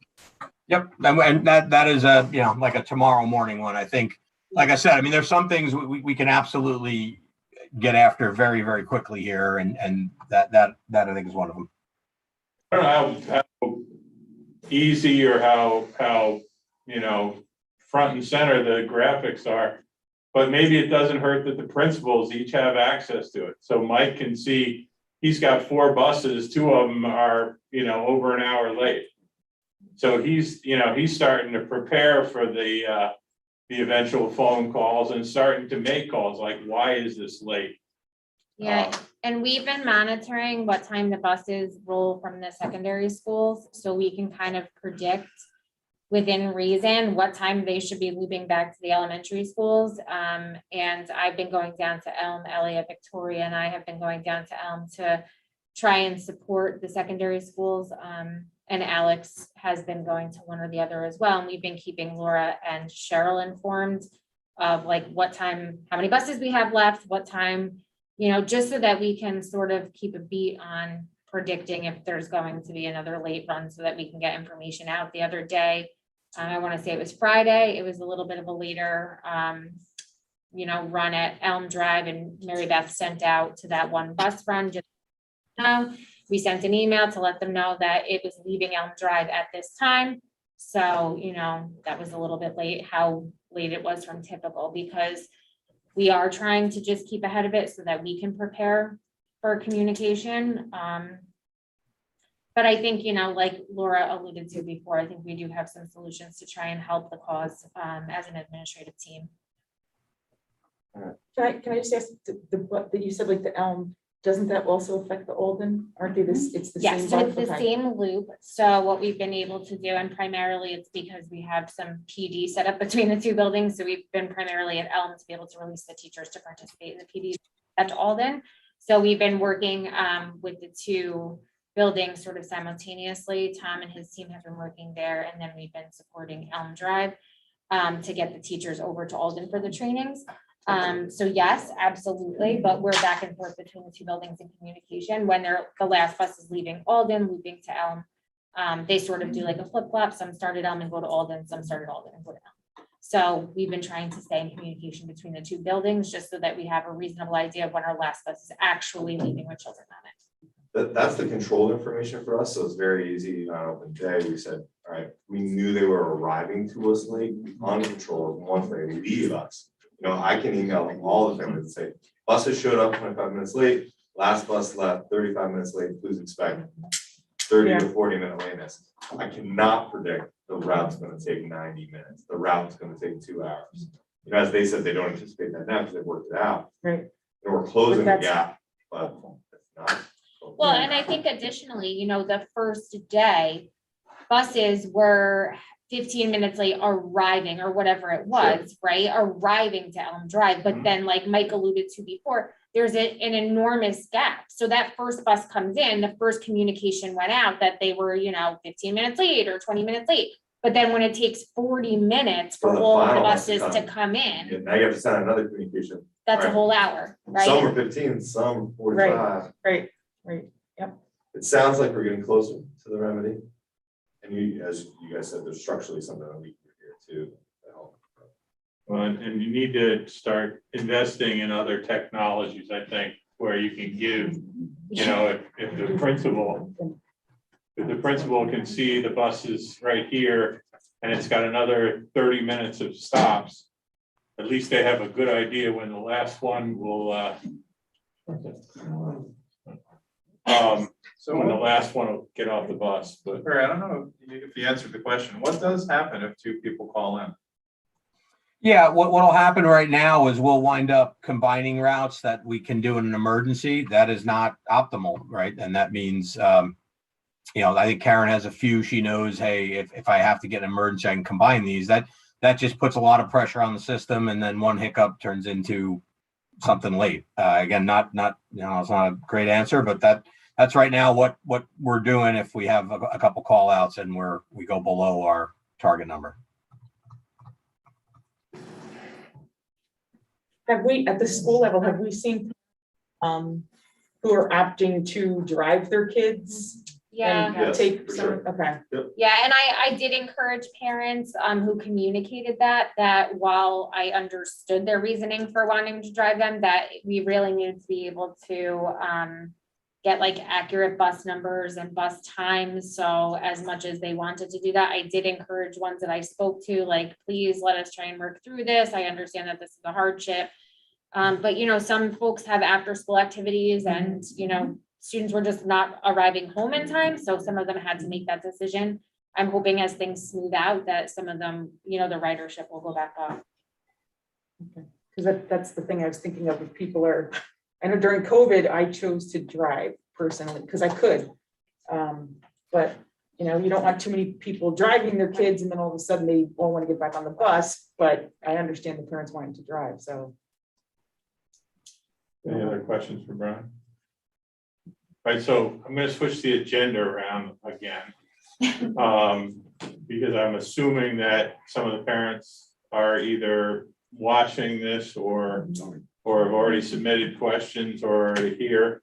But I'd like to, if there's questions specific to transportation, comments specific to transportation, do we have anything online? We have one comment, question from Devin Sears. It was addressed, but I'll read it anyway. She said, can anyone elaborate why some elementary students had to sit on the floor of the school bus on Friday, September 10th? And can we talk about how illegal, disgusting, unsafe that is? And that's our only one. Okay, did you want to go into any more about that, Brian? Maybe a reiteration is that was a very bad decision made by an employee and is certainly unacceptable.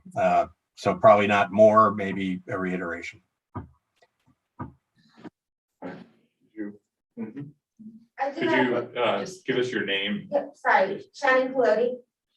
So I do need a little clarification about, in response to COVID, I've heard what's been said in that our bus routes are a bit condensed right now due to lack of drivers, so I get that.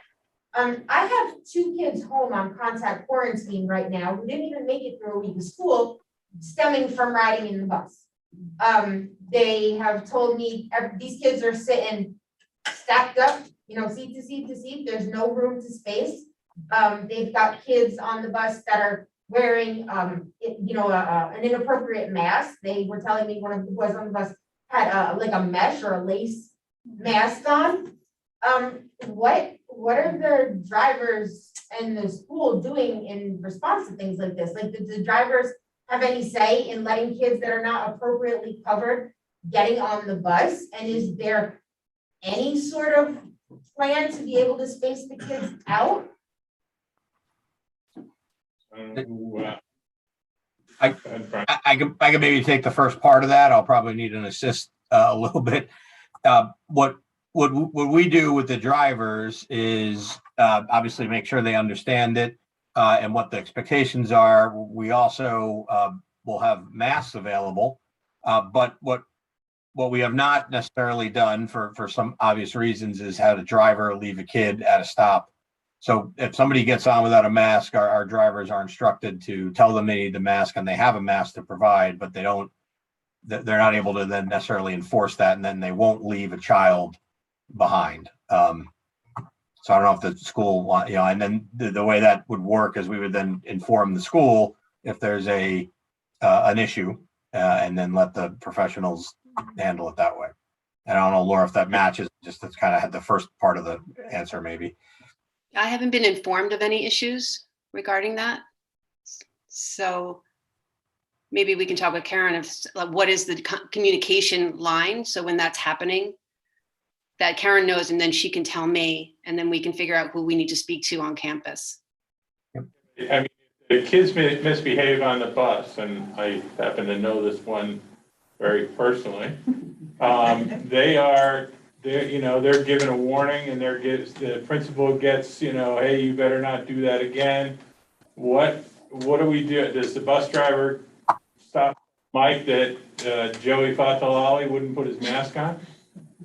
And then what do we do with Joey Fatalali? Yeah, so we haven't had any of those situations at Elm Drive that I can speak to, but that is how it works. If there is, we haven't had any disciplinary issues related to COVID mitigation measures, but other stuff that happens on the bus, and it's absolutely a conversation where the next day, it's not a set procedure. It's not as if the manager of the bus driver calls us. The bus driver sends in a note usually. And before COVID, they would actually come into the buildings and say, hey, this is going on.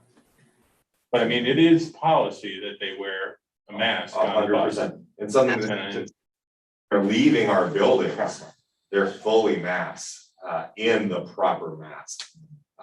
So for someone to do that on a bus, that must be a kid trying to be mischievous and swapping it out. But there's no way a student's going to be able to go through the day with some sort of mask on, or purposefully doing that, which is all it's over. Okay. I mean, I was going to say what might be decent on this, and we certainly can go back and we've covered this, and we can go back and refresh guidelines with our folks for sure. And it could be something we do on both sides just to make sure. But I know Karen's done. yeah, I mean, we put our necks out there to say you will wear a mask when you're on the bus and in the schools. And we need your drivers, since they're the only real, visualization we have of what's going on the bus. If there is issues with that, they should be reporting it. Yep. And they do that, the principals, I would think. Have like a protocol for a parent to know. I mean, I'm assuming they would just call, I'm not gonna ask what you did, but like, as a parent, my first assumption would be to call Mike or Tom Lipka, and that's what they should do, and we're good with that, and, right, that's the protocol, okay. Yeah. That's All right, nothing else on mine. No, that was it. All right, hey, Brian, I go ahead. Maybe we need to let the parents know that all the staff here are required to wear 3-ply masks, and all the masks I buy are at least 3-ply. Maybe this way the kids aren't getting on the bus, but like she's talking about, something really thin. Some of those heaters are really thin material. So maybe we just need to let the parents know that they have to wear 3-ply masks. Yeah, maybe, that's a good point. I mean, maybe we should. We went through that last year to wear 3-ply. And maybe we should just step up the, not just that it's a mask that's required, but what mask, they're required to put it over their noses, all that. Maybe we need to send a communication out to the parents. Yeah, and that is part of the contact tracing process, is that the mask not only is appropriate, but it's well fitting and properly worn. So that is something that we have to take into consideration when we're contact tracing as well. That's a good point, because I recently went somewhere where, and it was a health facility where they said a mask that's properly fitting or a handkerchief, you know, Yeah. they said no filtered masks. So there's a lot that goes into Yeah, that we probably description. just need to get specific, because you go down to the post office, 3/4 of the people in the post aren't wearing masks at all. You know, so people, you know, people are probably at this point, do I wear one? Do I not wear one? Is it okay if I just pull a sock over my head? You know, I mean, it's really getting out of control, and it's no time to let up, in my opinion, so. Okay. Anything else? All right, very good. Thank you, Brian. Thank you all, and Laura, I'll follow up with you tomorrow at some point. Thank you. All right, thanks. All right, where the heck are we? New business. All over the place. Let's see. New business, all right. Financials and warrants, or as I usually say, wants and warrants. Do I have a motion? Do I have a second? I'll second. Any discussion? Okay, all in favor? Aye. Any against? All right, we have a donation from IBM for $1,000. Do I have a motion to accept? I'll make the motion. Do I have a second? A second. Any discussion? Thank you. Thank you. Thank you. All in favor? Aye. Aye. Any against? All right. Donation from Home Depot, $1,000. Do I have a motion to accept? I'll make the motion. Do I have a second? I'll second. Any discussion? Thank you again. Thank Yeah. you. Good comment. Yeah, that's wonderful. It's wonderful. All in favor? Aye. Aye. Any against? The Home Depot would send us some. So supplies. I would go down there and steal drivers. Great. All right. Can I ask a question? About that? How does that happen? Do you know where questions are allowed? Right here, you said do any discussion. Yeah. Like, Too late, you voted. like how does that go about happening? Is this not the time and place to ask that? How does Home Depot know that we need that there? Like, do we, can we not discuss? If it goes, like the IBM donations are usually one of the engineers that his kids or used to go Okay. here or did, you know, go here today. They submit for these award programs. I don't know about Home Depot. I don't know how that. I mean, works. it's great, and I'm Yeah. like, how did they know about that, that we need No. that, and Yeah, it's Yeah, usually in a. Principal Lipka found out and he went there and spoke with somebody at Home Depot. And I believe they have children here in district as well. So they have this donation program quarterly. So this isn't the only time we can take advantage of this opportunity. I have pictures of Tom with a paper cup out in front of Home Depot. no, that's great. Yeah. I think it's wonderful. All right, President, Vice President's reports. No, that's the current one, but you can't see it because you need to refresh. Where is it? It's the last one, just so that. That's, Yeah, it was for. Refresh it. Attachment there. No, it's carbon. Sorry about that. Yeah, actually, didn't got it.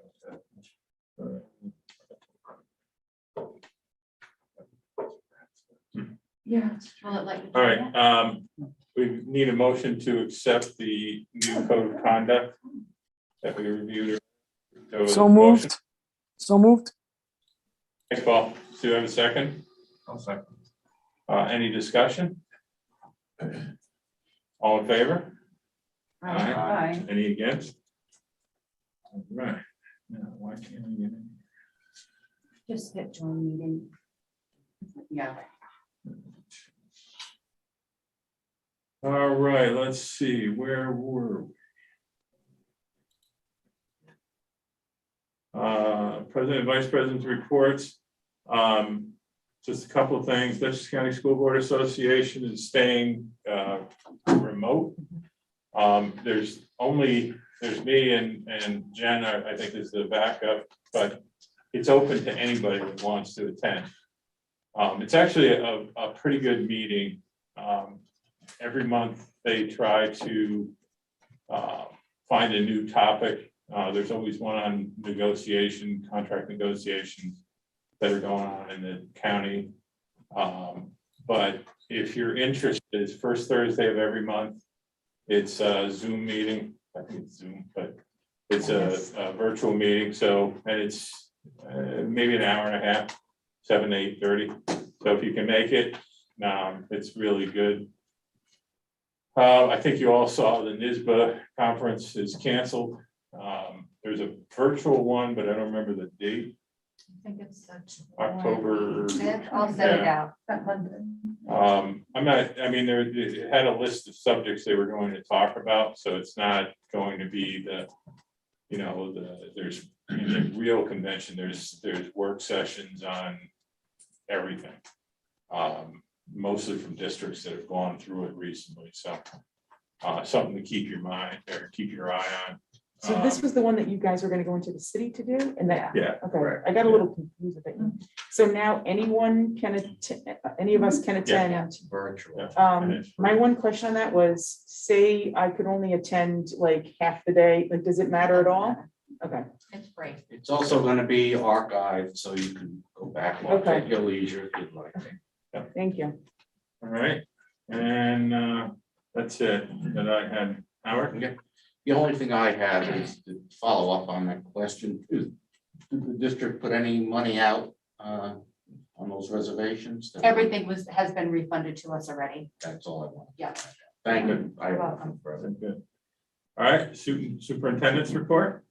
Good evening, everybody. Sorry, I'm not there in person with you, but I'm in spirit and I'm here in virtually. So just a quick shout out. We spoke about the late dismissals that were happening in our elementary schools due to transportation, and as we're figuring it out. So I just wanted to send a shout out to all the staff that did step up and that could step up and stay late to ensure that our students were dismissed in a safe and healthy manner. So they continue to do it, but hopefully the remedy that we have will alleviate that. And I'll talk about it a little bit after a couple of other items, but once we launch that, we think that that cushion will help get our students home a little quicker. Another shout out is to Reardon Briggs Hardware Store in helping or being instrumental in gathering school supplies for our families in need. And there are some key players in there. There's Mike Flanagan, who's the owner, and Michael Gates and the rest of the staff there that put all of this together. And that the Rotary, MEF, and Millbrook Tribute Farm Garden are supporters financially. So it's definitely a team effort, a family effort to make sure that our families have what they need, our kids have what they need, school supplies wise, and set up for success. And 123 families were affected in this way. So I think that's just a round of applause to everybody involved in that endeavor. Recently, we posted a position for an interim school business administrator or school business leader. It's been posted in online application system known as OLAS, the Association of School Business Officials, called ASBO. Also, Dutchess County BOCES and Putnam Northern Westchester BOCES, Lower Hudson Council of School Superintendents, and NISBA have been alerted. I've checked in with everybody. We have one inquiry right now, but hopefully more will come in over the next few days. The transportation schedule, secondary schedule we were talking about earlier, was the administrative team came together and just tried to generate some ideas, brainstorm some ideas on how to create a bigger cushion between the secondary and the elementary runs. And so what we came up with was shaving off 20 minutes of the school day for secondary. We got 1 minute per passing. So it's 3 minutes now down to 2 minutes, which gave us 9 minutes. And then we decreased class periods by 1 minute, which is a total of 12 minutes. So while we were figuring this out, just to help with the transportation piece, we also realized that there were actually some benefits to this change. Not only would our elementary students arrive home earlier, we wouldn't have to push the clock for our secondary where they would have to arrive at 7:30, because we all know that the research around students coming in early isn't beneficial for them. So we want to preserve the original time that they're coming in right now, which is 7:44, 7:50. There is an increase in instruction for athletics. Typically, athletes leave a little earlier from their classes so they can get through their games and practice on time. This allows athletes to stay in the class a little longer and not missing out on so much instruction. There's definitely an increase in scheduled time during the workday for teacher training and professional development. And we crunched the numbers. Right now they have about 15 minutes at the end of the day on the secondary level. And with this change, we're able to add that 21 minutes. So that equals 90 hours per year that we're able to provide training, professional development, and teamwork for our teachers at the end of the day. So those are just, and also it's aligned with the BOCES Career and Technical Student Day. And so even though we didn't want to make this change and we were put in this predicament, there were some benefits to this adjustment. And what we'd like to do is launch this on Monday. Are there any questions around that? Yeah, Jeff. yeah, this is my personal opinion. I can't see, I know it's 1 minute per period. I can't see shaving, and I know we're in a predicament. I can't see shaving. I mean, these kids have been out of school with COVID. They hybrid. I don't really think that's a very good solution to shave time off of these kids being in school. You know, that's the last thing they need. I don't know what the solution is, but I just have to voice my opinion. No, I don't think that's the proper way to go about it. And I am not, I wish I had a solution. Maybe I could try to think of one, probably not now, but I don't think that's what we should do for these kids. I have an elementary kid and I don't want her getting home at 6, but right now she gets home maybe 20 minutes later than she should.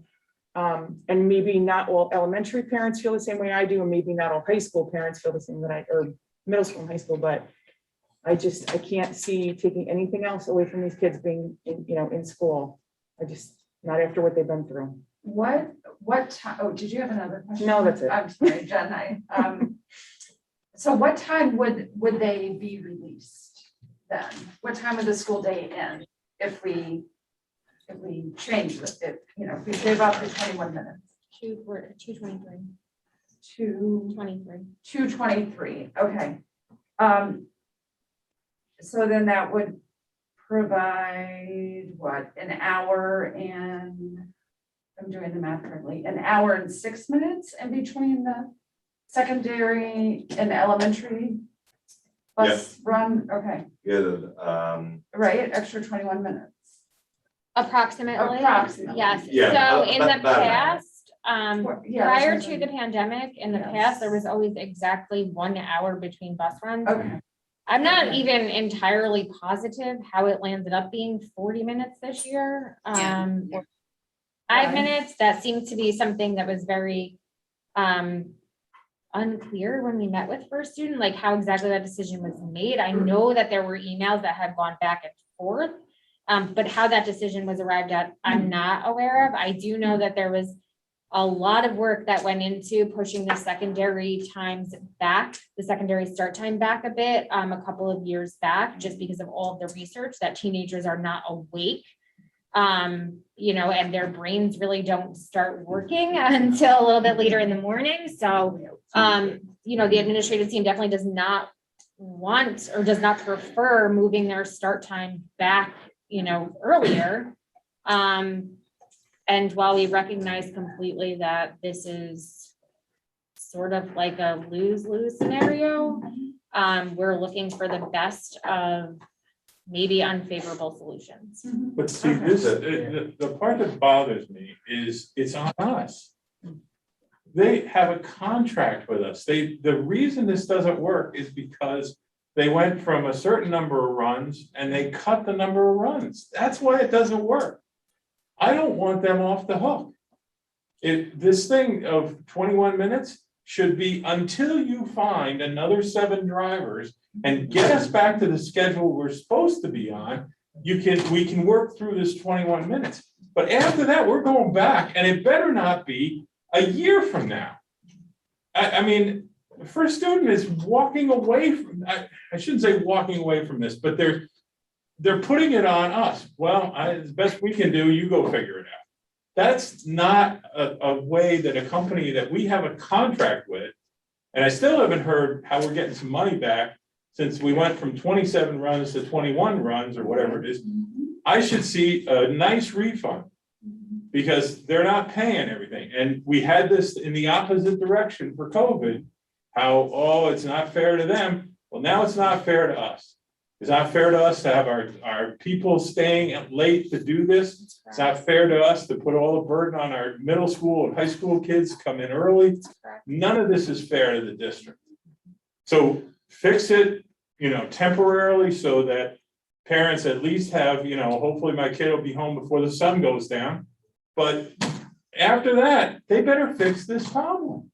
Well, I hate to bring in legal, but maybe that's where we should go, that we have an agreement that we will shave off this education time until they come up with, get full staff or spend some of that profit that they've been making, not only off of us, but everybody else, that they can beat a multi-billion-dollar operation worldwide till they get drivers. Yeah. Again, I understand, but we need them, but they have a contract, and if they don't do it, well, then I know that we get stuck, but it works the other way around. Yeah. And and that's why I would get legal opinion, and if we'll start with our school attorneys, if that doesn't, if that road may not be proper, then we will use our regular attorney that handles contract law. Because like Perry said, last year, my objection, I was the only one, but this board allowed them to have a quote COVID fail-safe that they would get paid X amount of dollars if we closed due to COVID for runs that they would not be making. And that's to keep them whole. And that's nice, they can be whole. But now the other shoes on the other foot. If they can't give us the proper bus transportation due to whatever the reason, I feel bad they can't hire people. Well, pay them $50 an hour. What do I care? They have a contract. Let them, the onus is upon them. You'll work with them, but I want this done in a legal manner where if they violate it again, I want that some damages put in there. The same way that they wanted damages in COVID. Understood. And I want them to understand this stuff that you guys came up with. God bless you guys for jumping in and fixing this or trying to fix it. But this is a very, you have until October 25th to straighten this out. And as Howard said, I don't give a rat's butt if you have to go out and pay $30 an hour for bus drivers to hire bus drivers. That's your problem. So they need to understand that this whole thing, we don't agree with it, we don't like it. We did all this work to find out a better time for our kids to come in, and then we went, oops, we can't because of the buses. This is not right. And again, it was last minute. They knew, first student knew they were short staffed. They knew there was gonna be problems, maybe not as bad as it was, but they knew there could be problems. And we're left still with things can happen. They don't know. Of course, they don't know. We're dealing with a skeleton staff of bus drivers, and we could be in the same boat. I think we should, I thank you for making it work right now for the students, but as Jen said, our students should not suffer because of their lack of being able to comply with the contract. Yeah, so I'll add to that. I do thank you guys, because I know the hours and everything you put in it. And I think that's just my sentiment, and I don't mean to take it out on you guys. I'm just not happy that our kids are you gotta shave off, and I know it's 1 minute, but these poor kids, So thank you guys for the work that you've done, the principals, all you guys, Laura, Caroline. I think I'm just really mad because of the whole bus situation. The schedule came out very, very late for these buses. My road was not on there. I called the day before. They had a driver going out that day to do the route on Tuesday, and they never called any of us back. So I'm more mad at that. So I do thank you guys, but I don't want these kids suffering anymore. And we need to get something official back from First Student. What are they going to do to fix this and by when? And not just a, hey, we're gonna give it our best shot. I mean, I know it's gonna be difficult to find drivers because they can go take their pick of the litter right now, but enough. You go figure this out. You know, like I said, if you gotta pay them $30 an hour, oops, that's your problem. We took it on the chin for you. Now you need to step up, and we need a date, and we need to track it, and we need to get in their business about whether they made it or not. And we need to be able to go back, and we can tell them for November 1st, we're going back to the minus 21 minute schedule, plus 21 minute schedule. You better figure it out. Okay. Thank you. We know not optimal. We were just trying to troubleshoot and work towards the cause of having smoother bus runs and smoother schedules. So we'll have a conversation with First Student regarding everything you just said. Not to mention, the lesser the runs, the more the kids are on the buses. And that's, you know, so if we expanded that, you know, 3 or 4 buses, there's, you know, a lot less students crammed into one bus. Correct. So, you know, it's not just the time and everything else, it's more than that. It'll create the turnaround time and make it easier for them to get that done in 45 minutes, which we want as our window instead of an hour. But it keeps them safer under the 100% circumstances too. There's a lot of benefits that way. All right. So I just have a couple of COVID-19 updates. In the month of September, we've had 13 positives and 11 close contacts so far. So I just wanted to give you that statistic and keep you updated. I send out those alerts every time we have a positive COVID and a COVID positive. And I know that sometimes it raises anxiety for families, for board members, for staff. But our promise to the community is to keep people informed and not to raise anxiety, but that they're aware of what's going in our school community. And just, it can serve as a reminder that we're not out of this. We still need to wear our masks consistently. We need to make sure we're washing our hands, staying home when you're sick, all of the protocols that we've been following for the last 2.5 years. I mean, this is our 3rd year of a pandemic. We keep saying that out loud as an administrative team. It's unbelievable that we're still here. But I think as we continue to follow the protocols, we'll see that we'll be able to get out of this pandemic. We're going to launch. Is that a typo in your notes? Because it says 11 and 11, or were there 2 new ones today? There were 2 new ones yesterday. Okay. Sent out an alert yesterday. So yeah, I updated on the fly right now. We're going, as I mentioned during our last board meeting, that we are mandated, it's required for us to test our screening test program for staff. And so we're getting that up and running right now. We are planning on launching it next Monday. That is for all staff. Anybody who is vaccinated and does not want to partake in this screening testing has to show proof of vaccination to the building nurse. The times, the times were 8:30 to 10. Correct me if I'm wrong, Caroline. I don't have my notes in front of me. At all of the schools on Monday. So it gives people a window of time during their day to get tested. Laura, Yep. This has been okay with the union, CSEA and teachers unions? Yes, thank you, Howard, for bringing it up. We've had ongoing communication with them. I share the memos and the plans with them always before launching it to the rest of the school community, because we want to be inclusive. We don't want to surprise anybody. And also, we don't want to hit a snag if we didn't have that conversation, right? And say, oh, we didn't think of that, or you didn't think of that. So just making sure that it's a smooth launch and we're all in it together. And we are using fortunately, last year, we applied for those test kits that we launched for our high-risk sports last year and our surveillance screening of staff and students last year. And so we're one of few school districts that have the test kits in hand, because of the expiration date of those test kits were extended until this November. So we're able to launch our program much earlier than others will be able to.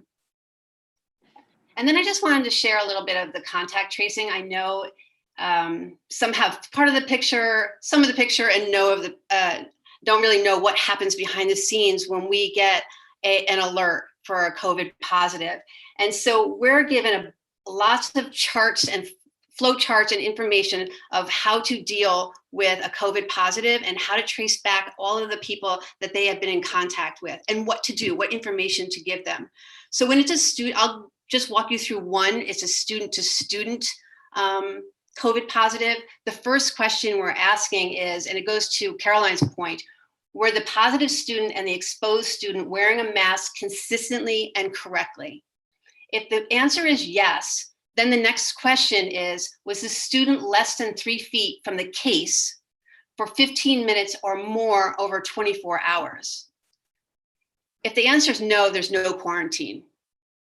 If the answer is yes, then the next question is the student fully vaccinated? If the answer is no, quarantine and testing is recommended. If the answer is yes, the next question is the student symptomatic? If the student's not symptomatic, there's no quarantine, and the recommendation is to be tested in 3 to 5 days, monitor your own health, and wear a mask with fidelity.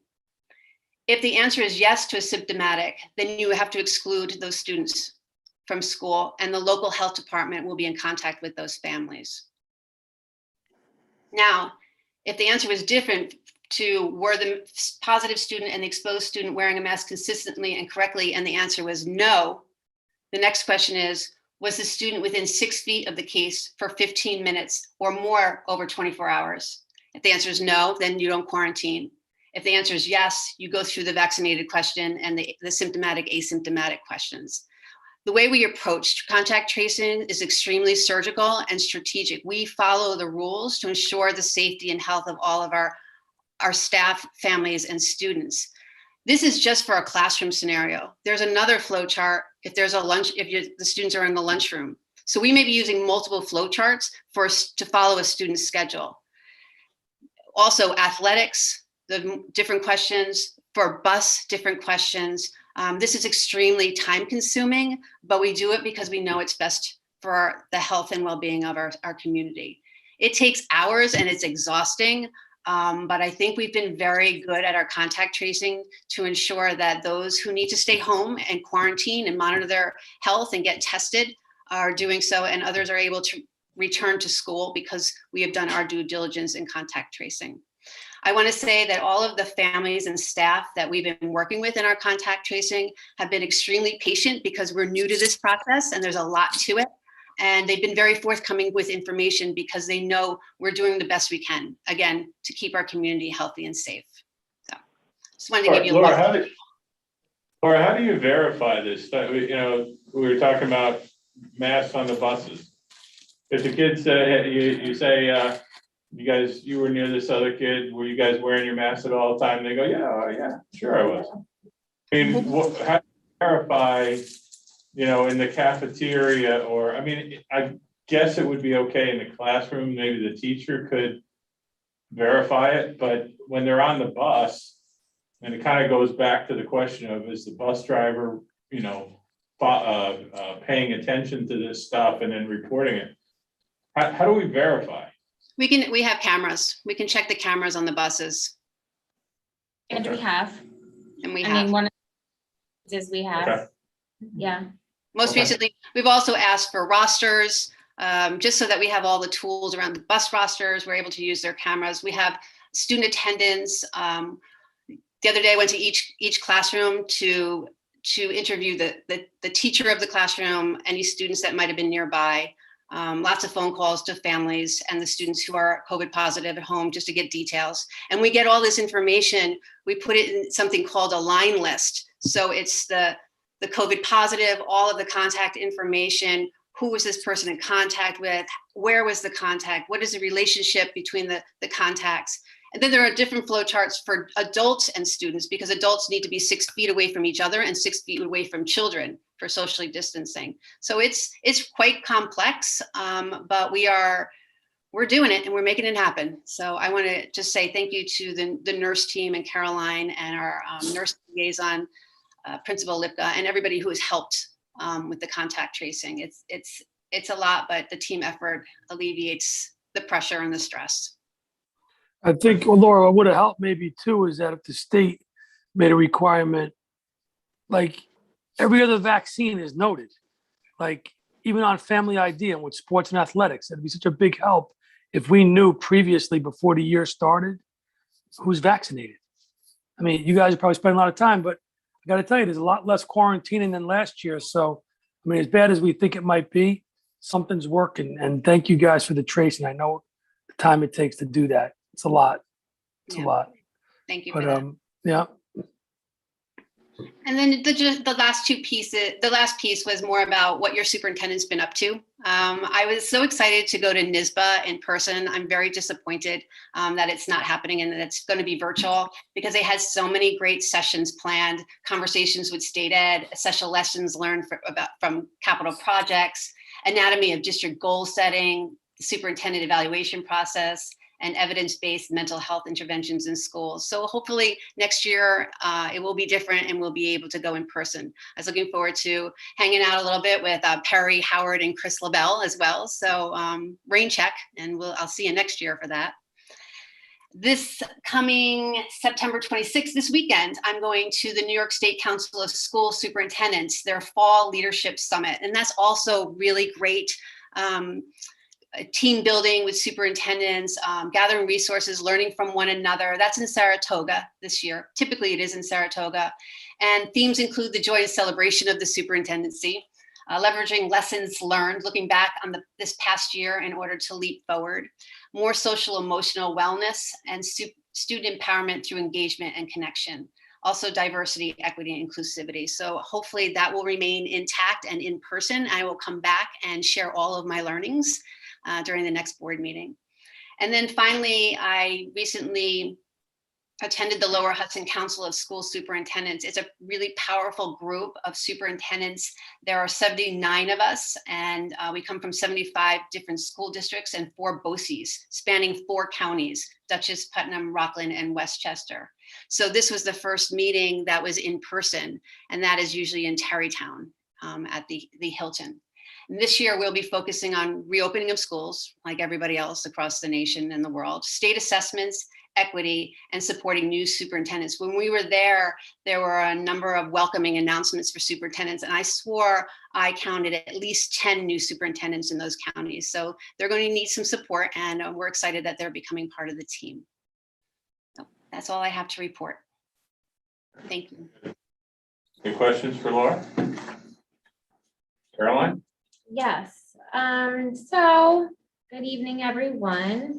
I did submit a report. It is on board docs, but I'll just talk about some stuff that's been happening around the district for the past couple.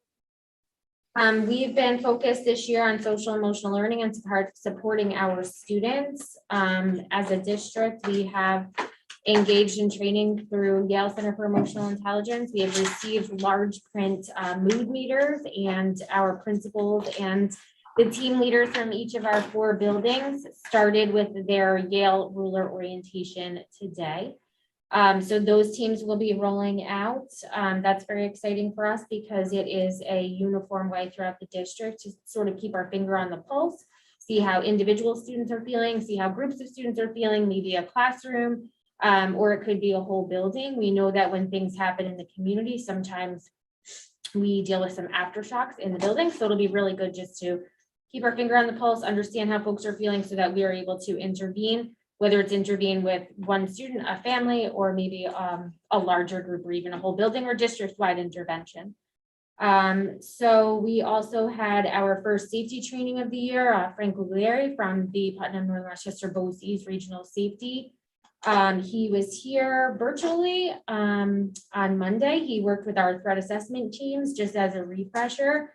So that is primarily compiled of our mental health professionals in the building, so our PPS staff. It's also some teacher leaders in the building. Our principals were in attendance as well.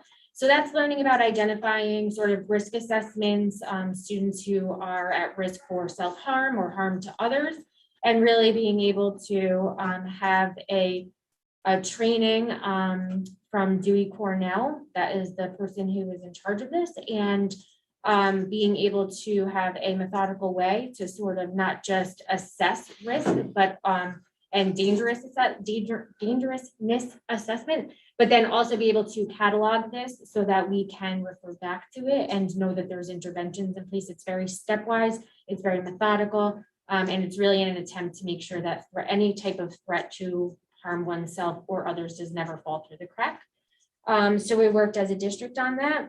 The building emergency response plans have been revised as per the BOE feedback, and then they were submitted into the state portal by the superintendent's office when she was able to review the final changes. So thank you for all your feedback there.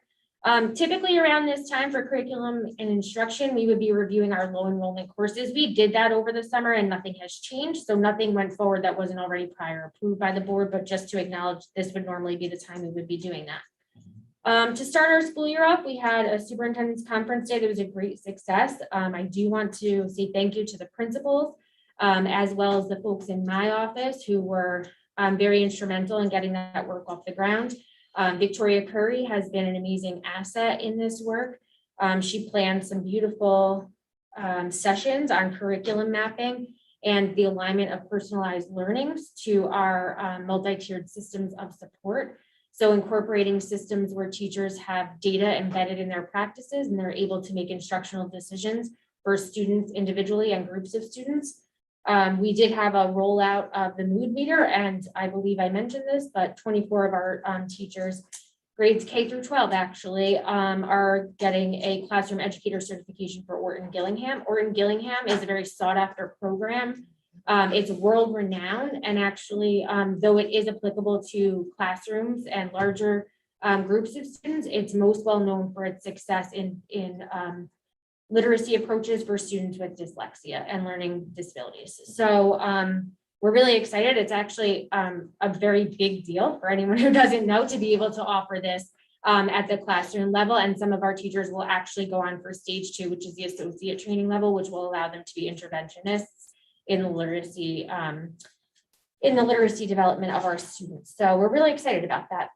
We have partnered through Putnam Northern Westchester BOCES in a Lower Hudson Valley consortium for our learning technology grant. So we'll be getting some money for learning technology as well as embedded training. So we will have a team from Millbrook that will be able to work with one of our administrators, Victoria, and be able to benefit from instructional technology, but also additional training just as part of this consortium. So it didn't cost us anything other than agreeing to be a part of this regional process. So we're really excited about that. It will span this year as well as next year. So we're looking forward to some opportunities to learn with some of our neighboring districts. We will be starting our benchmarking in math and ELA in the coming weeks. We are now able to offer an aligned K-12 benchmarking system through IXL. Yep, we are also able to use that diagnostically and then prescriptively, so we can actually target specific strands of the ELA and math standards for each individual student. So IXL gives us a diagnostic report. If I am a teacher and we are working on fractions in the universal tier 1 instruction, a whole group in the classroom, I can specifically target fractions for students who are struggling using a specific learning module there that can be supported, and then it can sort of flow through the AIS program as well. So we're really excited to be able to offer that. Caroline, I gotta tell you, I know the effort you must have put in to make this K-12. That's a fantastic piece of work, because we've always struggled with that transition from building to building. And yeah, that's excellent. Yeah, thank you. And I do have to say, it's certainly been a heavy lift, but I've had the support of the building level administrators as well as Victoria Curry, Elliott, and certainly Laura giving us the go ahead to do that. So it's been excellent. We're really excited to be able to use it with fidelity this year. It's kind of been in pockets last year. We did have access to it, but nothing was typical last year as much as we tried. Pre-K is off and running. I don't know if Mr. Sotero wants to say anything about that, but it's been an absolute pleasure to see these little faces come in every day. There's been some tears and growing pains, but I really feel like we've kind of hit our stride now. Things are certainly getting much better. They're just delightful. They're just so excited. They're absolutely the cutest thing ever. And it's amazing, I feel, and Mike, you can talk about it too, how much they've grown just in the, 10 days that they've been in school, how much they've grown as little students and walking in a line and all the little things that we kind of take for granted because some of our older kids come in doing it already. So I don't know if you want to say. So shout out to Caroline and Vic Curry, Elliot, Alex. Laura, Alex have been down there, helping support that program as well. It's a whole nother level for our building. We now, Elm has the same amount of grades as the high school, so in that regard, we're the two biggest. And so this is that pilot year. And so we're super excited to have them here.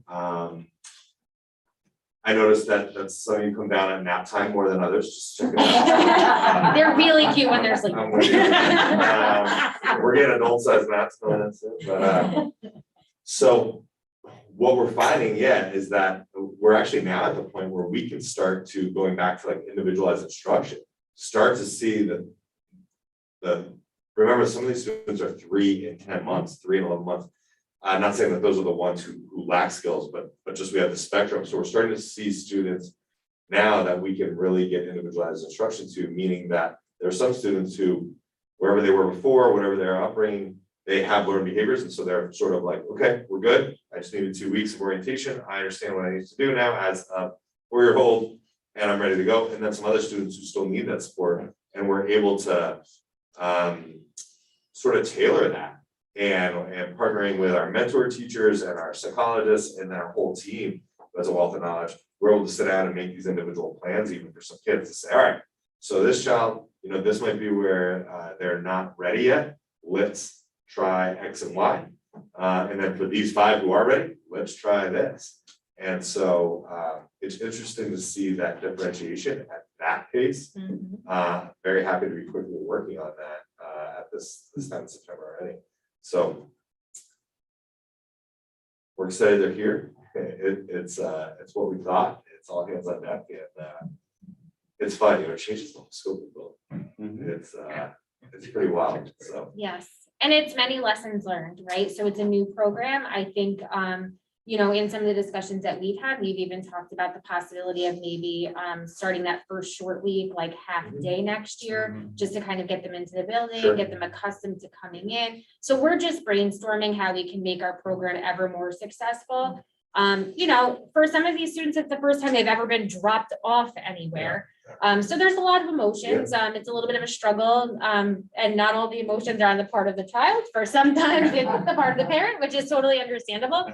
But it's just working through all that. We're learning so much. It's our growth. So like the children, we've seen immense growth, especially for those who haven't had a social studies before. And remember that some of these students, especially the ones who are on the beginning of age 4, they don't have real memories without a pandemic.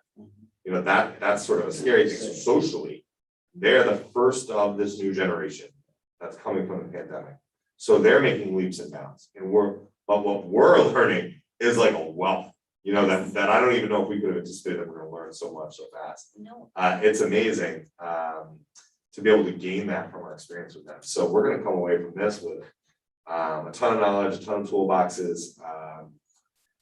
So I'm happy the way it's been because of the learning that we're taking out of it. It's immense. I did not consider that as a benefit. I was like, all right, pre-K, we got this. It's easy. We got the curriculum. And then to be able to really be reflective, and everyone having that approach too. Everyone's like, all right, tier 1, this is the prototype. Everyone is like research and development on this thing instead of being like, oh, pre-K, we got them. And that's the wealth. We're even seeing some of that transfer into the K classrooms because some of those students obviously weren't with us for pre-K last year. Some of those kids, it's their first time too. And even though they're a year older, they're in the same boat. So we're able to have a whole early learning sort of think tank with our K team and our pre-K team and all of us. Say, all right, let's revamp what we're doing to start, not just for this year, but like, let's take a new look at early childhood education. Correct. So very cool. And some of the conversations, I did have individual meetings with each of the principals, just sort of a status check, where are we? And some of the conversations I had with Mr. Sotero specifically is if you look at half of his building, may or may not have ever been in school before, right? So being very serious, like Laura Yeah, said sure. before, this is the third year that we are, third school year, we're in a pandemic, right? So some of our students may have come for that half a year when this all began in that 1 March. And then haven't been in school since, but some of them have never actually set foot in a building because parents may have chosen to keep their students home. So it's very easy to be like, yes, we're going back to school, but for Mike's building, there's a lot of growth that needs to happen. And we talked about, like, we have to have grace with our students. We have to have grace with our teachers. And though it pains me, have to have grace with Mike as he gets the whole thing, the whole ship running. So, you know, we've kind of talked about just that simple fact that, like, wow, some of these students have never actually had a typical school year. We talked about how the start of the school year is a little bit different this year, just everything, right? So it's so much learning for us, and it's so much giving ourselves the flexibility to do what is necessary right now. You know, foot on the accelerator where we can, and also really leaning back and making sure that we're able to settle in as a school building, because we do have these little guys and gals that are, you know, some of them not even 4 yet, right? That's what we talked about with our staff too, is, you know, we have these goals, we have these lofty goals, we're going to continue these conversations, but we're only gonna get there when we're all ready, we're gonna get there together. So even though we might have a target date for X, we might have to move that up. It doesn't mean we're not gonna talk about it, we just need to make sure we're ready there. Yes. Just to throw out something about the breadth of what we have now, you know, we'll have a student who's 3 and 10 months, and we're just doing early social skills, you know, and even voicing how they feel. Yes. And now with that personalized learning, we got a 2nd grader who's on a 6th grade reading level. So in the same 40 minutes, we're having this conversation about how to accelerate this kid, you know, so they're ready for middle school already. And then, oh my God, what do we do? What do we do? This kid's never been in a building. So it's a lot of fun. So, and I appreciate your flexibility and nicer attitude. There, I said it publicly. So, yeah, so it's been Got your amazing. lunch tomorrow at the dinner. So it's been amazing. I think we've had like Mike said, there's been so much learning that has happened. And so much of it was unexpected learning, but so much of it has been planned. We have welcomed Victoria to the team. She, I believe, will be here next meeting to formally meet the board with some data information. But one of the things that I would say is that she has created online course offerings for teachers for professional development. So we typically use My Learning Plan, which is professional learning now through Frontline, for course offerings from our local BOCES, the Mid-Hudson Teacher Center, and now we've actually created our own Millbrook catalog. So we're growing it stepwise over time. Some of it will be sort of blended learning. So there will be some synchronous time where she's actually there giving direct instruction and introduction. And then some of it will be asynchronous work that teachers can engage in on their own. We've also created, like Mike had alluded to before, we're having meetings with grade level teams and really working through how do we embed and use data for growth over time. So we've sort of been this back and forth trying to hit that sweet spot between what are we ready for and where do we need that grace that I was talking about before, but I feel like we will settle into that as well. She's also been offering tiny tech tips, as she calls them. So they're just little briefings about how to use technology. It's really just been amazing. I think that has been such an amazing asset this year as well. And then we're mapping out, each building is mapping out an annual professional development calendar. And this is the professional development that will be mapped in, or that will be addressed in faculty meetings, department meeting times. And as Laura had mentioned, if we do have that bit of time after school, we can also use that for some meetings and whatnot that then doesn't encumber time during the school day. So we're working on that. We will have a family university monthly. So topics will range from everything between from technology to mental health awareness and topics all in between.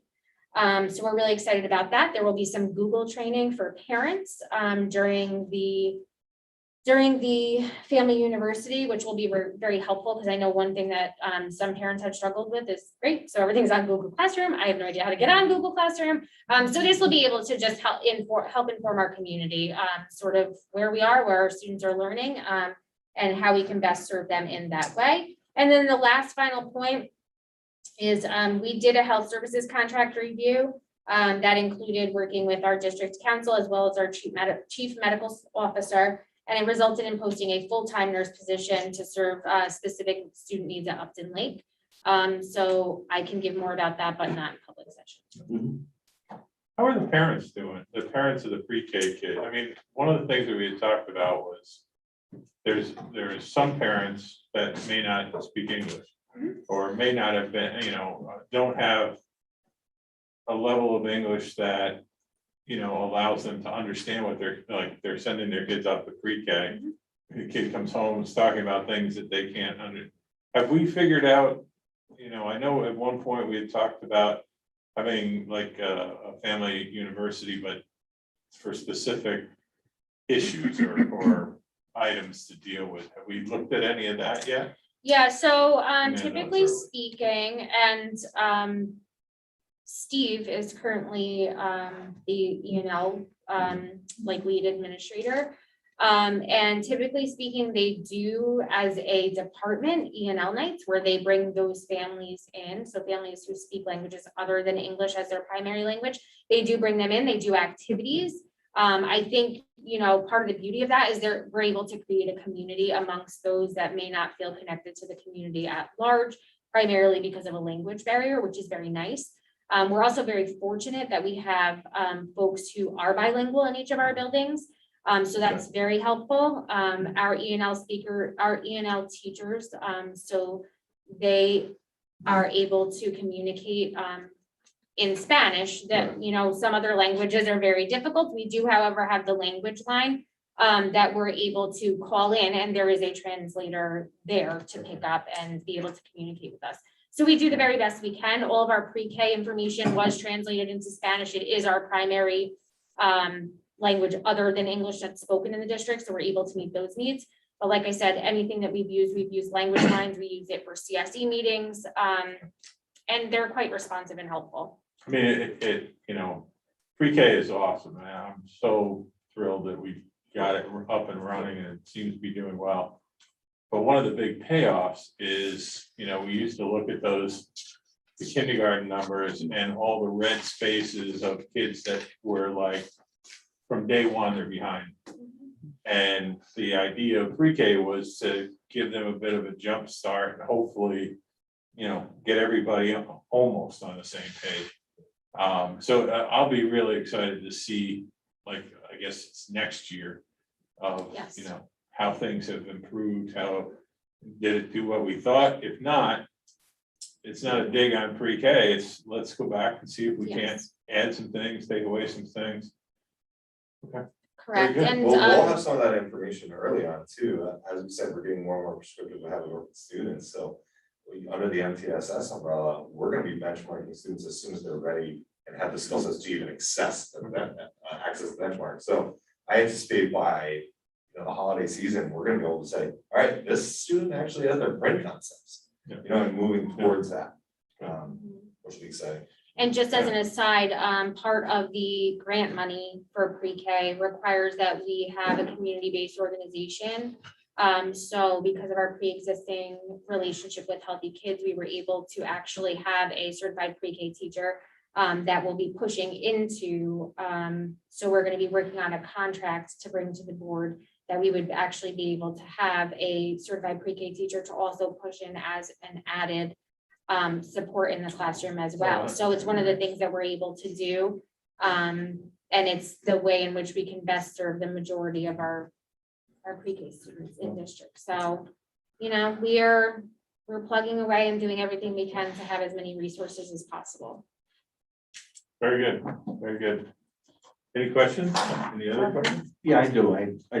Caroline, since I know I don't gonna give you more work, but as another bullet point, since you supervise the finance office, can you do a bullet point now when you do reports in the future and highlight things from finance, problems, how things go? And, once we get a new finance director, you'll still supervise the director.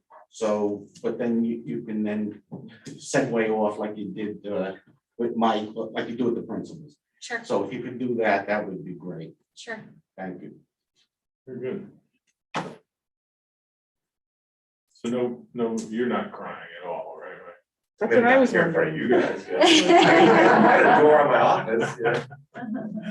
Very good, very good. All right, let's see, where are we next? Director of Facilities Report, Michael. So for the month of August, this first August 31st, in school dude, we have two high,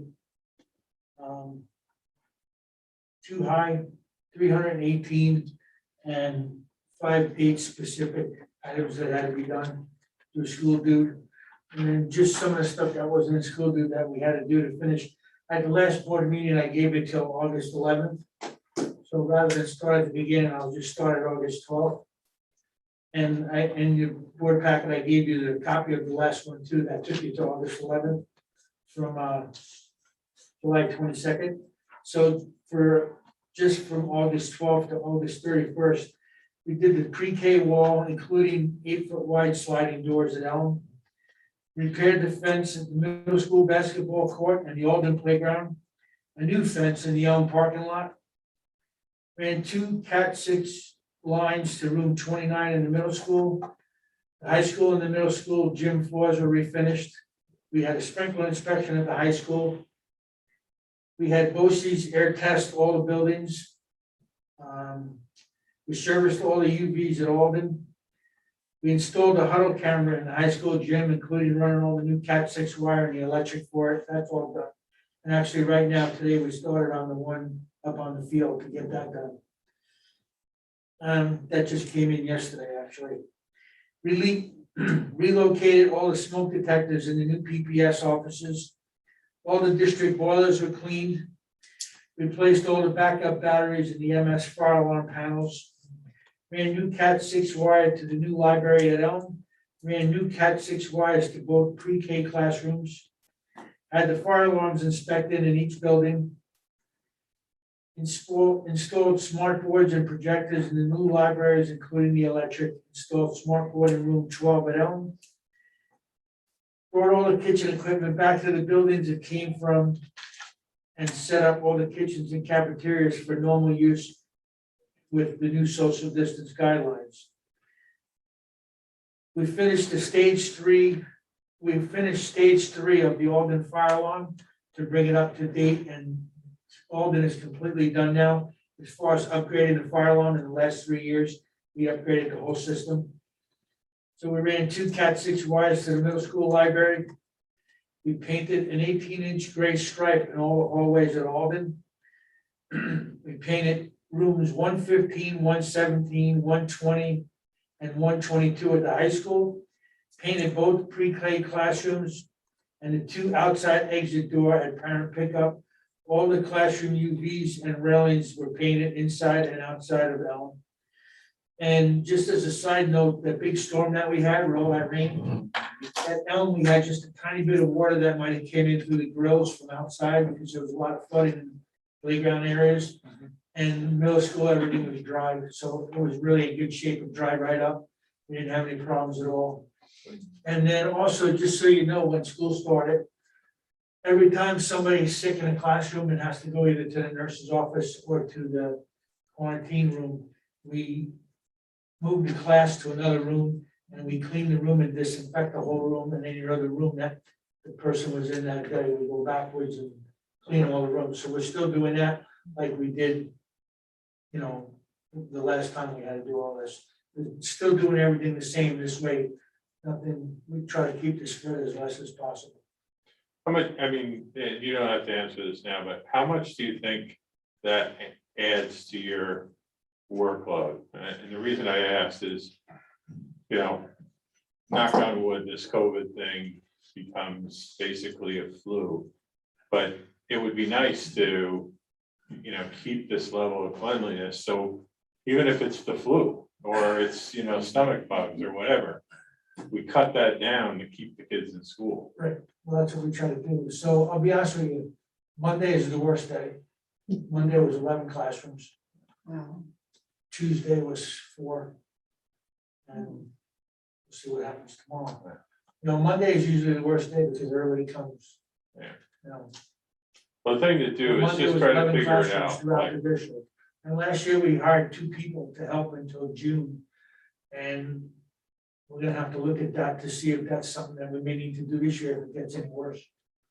You know, well, for Right the now, we're long keeping haul, up. though, think about, you know, if we wanted to keep this level, you know, assuming we get out of the, you know, that kid's got it, oh my God, shut the classroom, you know. But assuming, you know, we get kids with, like somebody's faking a sore throat, not to come to a Board of Ed meeting. They, you know. Didn't catch it. Too bad. But no, I mean, you know, you think about, and maybe we don't have to do it as much, but maybe once a week, just blitz the place. no, we disinfect, we spray every room every night. No, I'm talking, that's now, but I'm talking about like in the future, we don't want to just go back to, you know, we clean, you know, as best we want to, I think we want to keep up a level of. Well, I think we bought all this equipment to spray all these rooms and disinfect these rooms. I don't think that after this is over. I mean, there's flu season every year. Yep. There's everything. I mean, I think it's just gonna be part of the normal routine. Good. It's not, you know. Yep. Right. They're so it's, you know, it's like little kids come to school. They're used to it. We've been doing it for 2 years now, so we'll just keep doing it forever. You know, we have all the equipment. And I think there's a good conversation about, we have raised the level of sanitation and cleanliness. We've also added a lot of landscaping. And so to revisit, you know, who do we need on staff to make sure that we're preserving what we have and keeping that high level of cleaning and maintaining our grounds that are becoming more beautiful each day. Yeah, it's definitely, I mean, we want to use this period of time, as much as we hate it, to learn some lessons. And hopefully do better when life returns to something equivalent to normal. I agree. Anything else, Mike? That's all I got. That wasn't enough, Wade? Where's my fuel oil? Where's my fuel oil? We haven't turned anything on. All right, I'm just I'm checking. holding out. That's right. No, we don't use fuel oil. Right, Jen? So All right. are we going to address anything that we wanted to talk about from the walkthroughs? Oh, yeah, that's actually a good, I mean, I wasn't able to actually walk. The women on the board, we handled it for you men, don't worry, we got it, you know. I was gonna Okay. put it on as a report for you guys to do at the next meeting. Do you want to do it now? Yeah, it's very minor and that's totally fine, Okay. yeah. Go ahead. And this, I don't know why this is my pet peeve, there's some mirrors, I wrote down middle school, they have that like brown web, can we replace those mirrors? Any mirrors that have that like brown webbing, or it's just if we can get nice, I'm just thinking when the kids come to these, you know, schools, I don't know how much it costs to replace a mirror, I couldn't think it might be that much. But just to, you know, like I was telling Steve and Mike maybe, Yeah, you told me. About the, I put it on my list, but- like, I like what the kids did for the bathrooms, you know, there's like those inspirational sayings, and you know what? Little things like that look great, and I know some kids pick it off, so like, that's, you know, we'll have to address that in certain schools, whatever. So I just think the aesthetics of it, because I've heard Elliot say this, and it's so true, sometimes this is the nicest place kids get to go each day. So to make it look as pretty as possible, like, you know, when the rooms are painted, like, you can see that new paint and everything, so like little, some of the tiles on the floors in certain schools, I know it might be more of a capital project. It might not be able to like take one tile and just replace it. So, but I would like to look at that ongoing, because but just the mirrors, we could have a kid go into the bathroom and not just see that gunky. I think it's just a defect of the, you know, it's just an old mirror. That was like my one, you know, thing that I thought would just make it a little I nicer. put that on my list when you mentioned it, but. It's not the hedges. The last few weeks. I'll get to the hedges in the spring, I'm sure, but now it's the mirrors. We were doing what we had to do to open the building. Yeah, well, that's what I figured. It's, Yeah. again, it's an aesthetic thing. It's a minor thing. It's not gonna, you know, Yeah, I put it on make or my- break I put it on anything, my but background list. I just thought it would be But, nice. I mean, one of the things that we're doing is we've got this capital project that we're trying to get started. We've got our medium to small size projects we do each year. And we should have a list of stuff that we want the kids to have pride in this Yeah. district. And whether it's, you know, a door that needs to be repainted or the mirrors that need to be, you know, if you see something like that, write it down. And, you know, hopefully we can continue to make, you know, improve I mean, I love these plantings around the That's district. what, yeah, The, you know, It makes a elm now difference. out here, it's beautiful, it's great. Elm looks And we want- great. And I think our kids will take more pride in the district if they see us taking pride in the district. So, And we owe it to the taxpayers to keep these buildings, you know, as good as they can be and Yeah. replacing and revamping, and if bathrooms need to be rehabilitated, then, you know, these are projects that we should be looking at. Thank you for putting it on your list. Chris, did you have anything? I didn't. Oh. See, that's why the guys usually do this, because we're not as nice.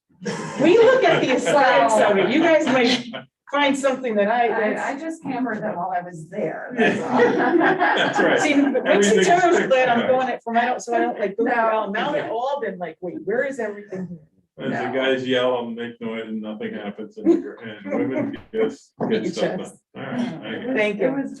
Very good. All right, anything else for Mike? Thanks, Mike. Thank you, Thank you, Mike. All right, Holly.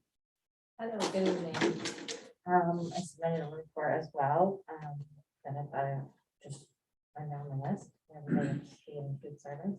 Can you, Holly, I think, because we got I people on the, you know, So food service is continuing to experience critical staffing shortages. We only started this year with 10, and 3 of those people accepted full-time employment within the 3 days before school opened. So we are currently running with 8 people, including myself, district-wide.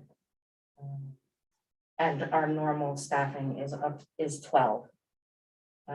So it's a challenge. We are in the same boat that if someone is out, we are going to try. I run the middle school from 7 to 9, 10 by myself. And today we fed over 140 students. We're just seeing the numbers go up, up, up. So even a change from what numbers I submitted in my report. Last week, I think, I had to have a SOS out to Mike because we were so desperate in this building that I had to send his food service worker there for the morning to prep and then pull her at meal period to come here to help me. And it's just, you know, so there's one now person at Elm serving all of the littles. Today we had a similar thing, and today we actually had a sub, so that gave us one extra person to float, but 2 people were in 2 buildings for the meal period today. In other words, someone started here, went to another building for meal period, and another person started in their building and went to a second building for their meal period. So it's just, we're looking, we're advertising, we put it out on Facebook. It's been advertised in the building, an all call went out, an email went out. We are just hanging on. is there any chance to look at like volunteer groups that, you know, I don't know if that's legal to have volunteers come, you know. Well, with 4 people, sure, we really don't need volunteers so much. We just need to get the positions filled. Well, I mean, I meant until you Oh. figure out how to get them filled. Yeah, I know last year we asked PTO and there was some logistical problem, but that could have been as a result of I'm just. curious, like, some of the senior groups, you know, Meals on Wheels, I don't know if they have There are access some to safety covered concerns as people. well.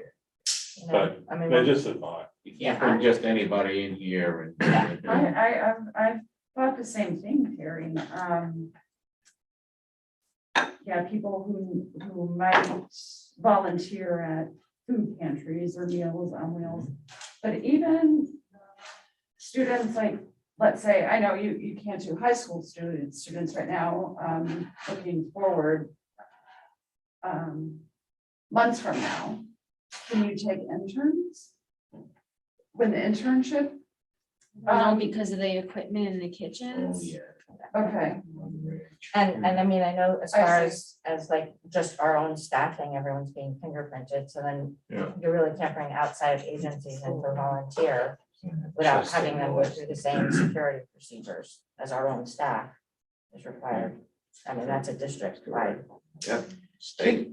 Do you, these, I know that it's not back to school nights, but like tomorrow's Alden, it's the parent, I can't be in it. Is there, like, are you there? Or is there any way we can, because I'm thinking like maybe somebody doesn't know or doesn't go on Facebook or something like that. Is there any way we can like make up a flyer or something for, I know it's quick and you're understaffed, but I'm like, We have one. It's already maybe we made. can put it, on I mean, Facebook, so we can certainly give. maybe the give Mr. principals can put it out or whomever at back to Just say, yeah, just whatever it's say- called. I have another question. Did we used to order, I know, again, mold one year, pandemic every other year. So to keep it straight, did we order pizza from like Tony's Pizza Pit and they used to deliver every We Wednesday? did, yep. Can we not do that anymore? I'm not, honestly, I'm not sure, if they even did this year, the price of, you'll see on the back page, the supply chain update is horrendous. So that might be why they The, couldn't. the cost of product has in some cases gone up by 52%. Yeah, That, you know, flour, cheese, and we also had that product, given to us by the government. Yeah, I and wasn't because sure of if that- pandemic, hindered that whole thing. Because the government basically gives our kids free lunch.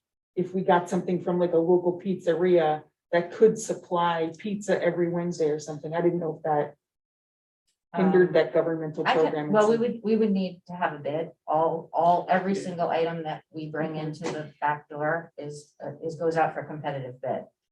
So salt packets to The whole chicken. pizza, okay. everything has to be. I was just thinking like if they could make the pizza and bring it here like Yeah. one day. Yeah. That might If help they you guys haven't out. submitted a bid to Duchess Bosse's and it hasn't been accepted by their board, then we absolutely cannot.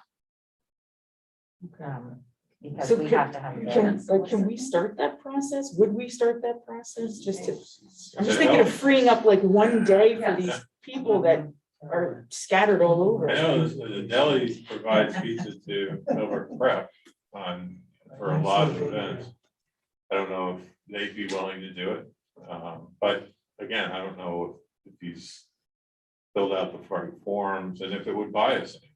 Right. Okay. you know. We rotated through buildings day by day. Yeah, Yeah. I'm just thinking if it's one day that they don't have to prep the food and they Yeah. know that the food's coming in, I mean, I know, I don't, Julian's and that Salt Point Cafe and the Millbrook Deli, I didn't know if there was any way, but like, do you or we or somebody have to start that process somehow?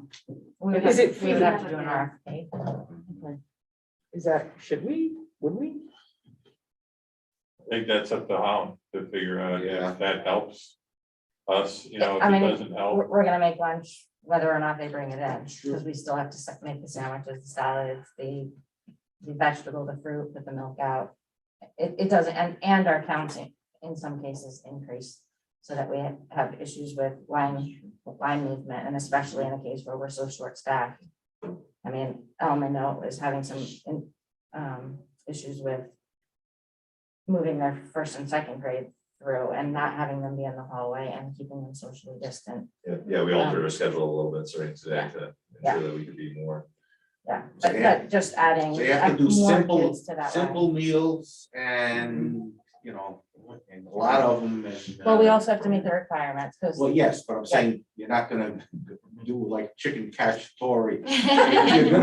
You're gonna make a sandwich. I'll come be- I'll be here what time? Yeah, I was just trying to think outside the box to save you guys from having to prep something. But I don't know if doing an RFP and all that is just like, just impossible to even think about right now. I would have to go through the business office and through Laura, to set up the I'm just RFP. trying to think that. My first step would actually be to just go to Dutchess BOCES and see if they bid and if anyone was awarded the bid. That may be as simple as that. But yeah, if you guys also can get something to these parent nights, that would be great to get it out, That's a to good idea. spread the word. We also have only one substitute available right now, and she's been a long time employee of the district. So some consideration may be given to keeping her coming back to me. Then the next major thing for food service is the supply chain, and we are just we're seeing things that we have never, ever seen. I've never seen it, and I've been in school lunch for 27 years. 28, actually.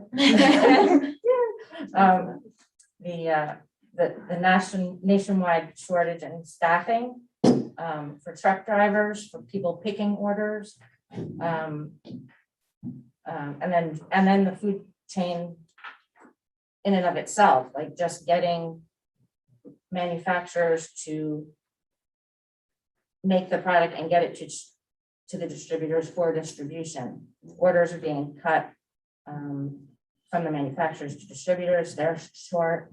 I know our order from one of our distributors was due in on Friday. I placed the order on Wednesday, 2 days in advance. It was due here on Friday. On Friday, they told me they were coming Monday. On Monday, the driver called out and it came, and I said, please, you got my pizza. It did come today, but it wasn't the driver that was supposed to be on the truck. It was like a mercy delivery, because this lady's gonna lose her mind. Holly, why do these, I know it's probably a stupid question, but why do these have dollar amount? Isn't all lunch?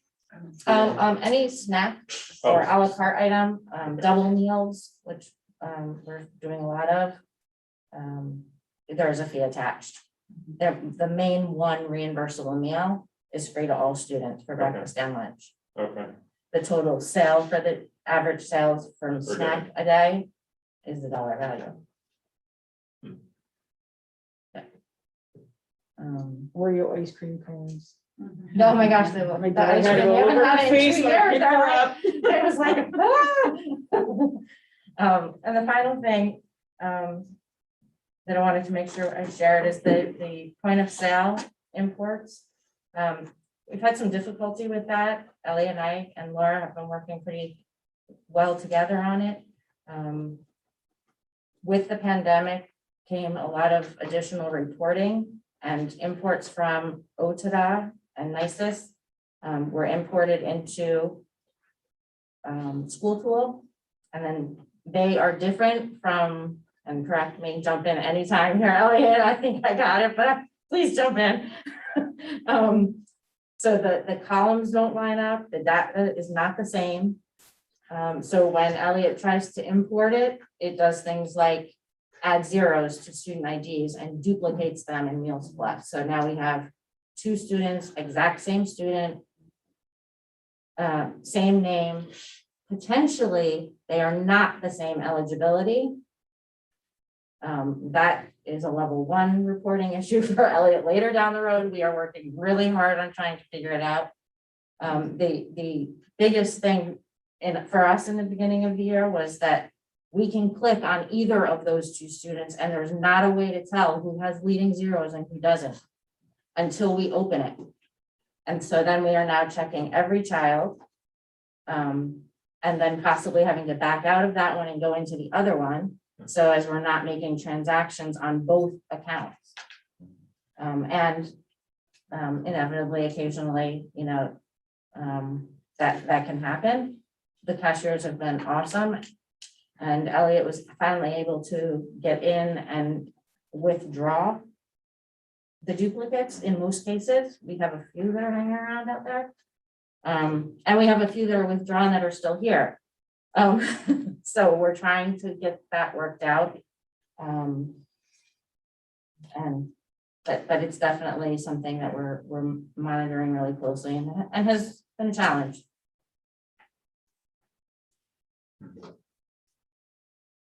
and questions. What do you need from us?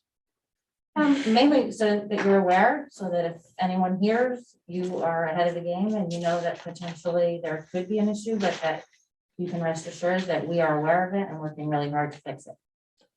As far as the food worker, you just need to find them. You're I not need worried about food from vendors and So, yeah. manufacturers, and I need people to prepare it and serve it. So as long as you don't have any food, you don't really need to feed. That's right. All right, I think we just Yep. solved the problem right there. Okay. What do you see with those other schools of what they're doing? Are we competitive as far as, I mean, it seemed like we were in the previous research we've done, but are you seeing sign-ons? Are you seeing, I mean, I'm really not seeing sign-ons, but most districts have some sort of union representation for their food service staff, whether they're part-time or full-time. They have different categories of food service workers. So there's a food service director, there may be a cook manager or a cook. And then there's food service helpers under that, or senior food service helpers under that. And there's generally some kind of contractual representation and benefits around that, not saying necessarily health benefits, but, you know, different, some people, you know, perfect attendance. There's a bonus in for that. That may be something we should look at, and Laura, maybe if you give Julie a call, you know, she could put together other districts that actually have this, probably CSEA titles and pay, just to see what if, you know, what we may do to get people that want to stay long term, and then pay them appropriately what they do.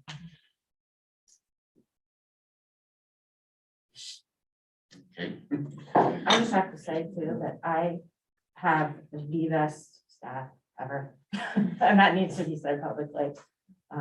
They have really gone the gamut here in the last 3 years and still continuing. And they come every day, and they'll stay late and they'll come early. And I just, we could not do it unless I had the people I had. Thank you. Thank you. Thanks, Audrey. Thank you. All right, next on the agenda is questions from the public. Have we, Wake up, yeah. but before we do that, we have another audit presentation? No, do we have, We don't have any online. So.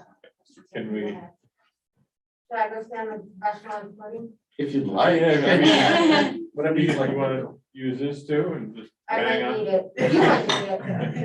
Okay, my name is Sharon Cody. I have 3 kids in the district. They are, my daughter's in 7th grade, she's in middle school, and my sons are 9th and 11th grade.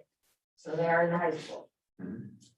Their first week of school in this weather, all 3 of my kids were home on contact quarantine within a couple days of each other. My younger son, I never actually got a phone call to be told he was on contact quarantine. I found out from his brother that he sits next to his brother on a very crowded bus. So I kept him home after I got a call from our great superintendent at 9:15 at night to tell me my older son needed to be quarantined.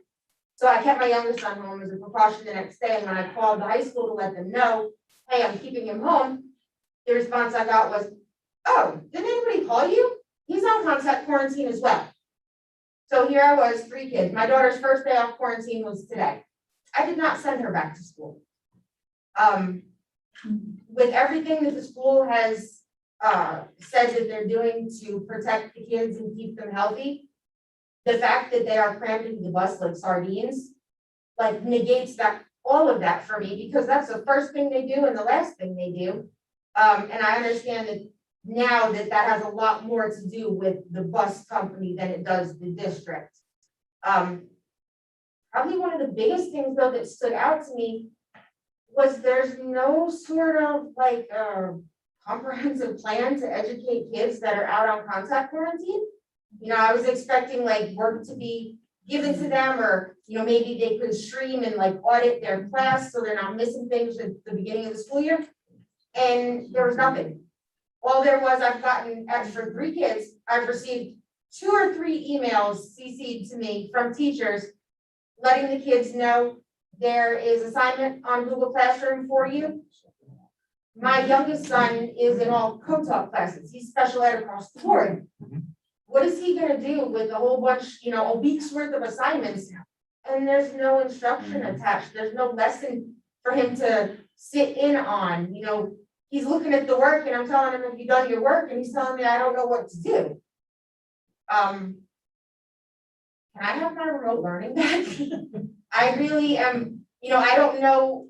I figure I'll come to the top to request this because we did get an email before school started saying remote learning would be discussed on a case-by-case basis because it was not being widely made available for the district. So granted, I don't have like a medical exemption, but how do you start this process? Because I feel like I am justified in having some serious concerns about my children's safety. My children are not vaccinated. At this point, I'm not prepared to vaccinate them for our own personal reasons.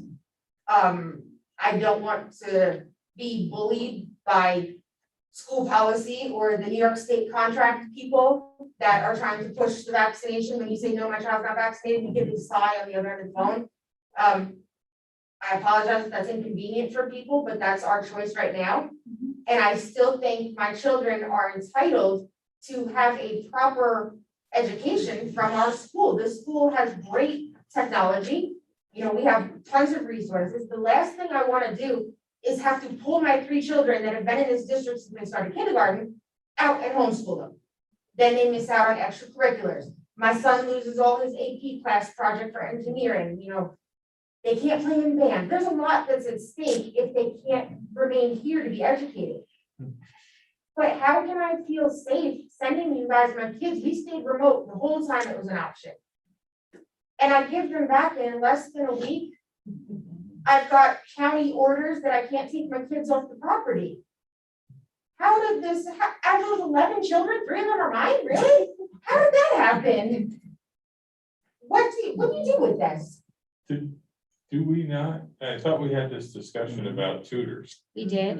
We just appointed several tutors tonight. To be honest with you, it's very difficult to get people to agree to do this.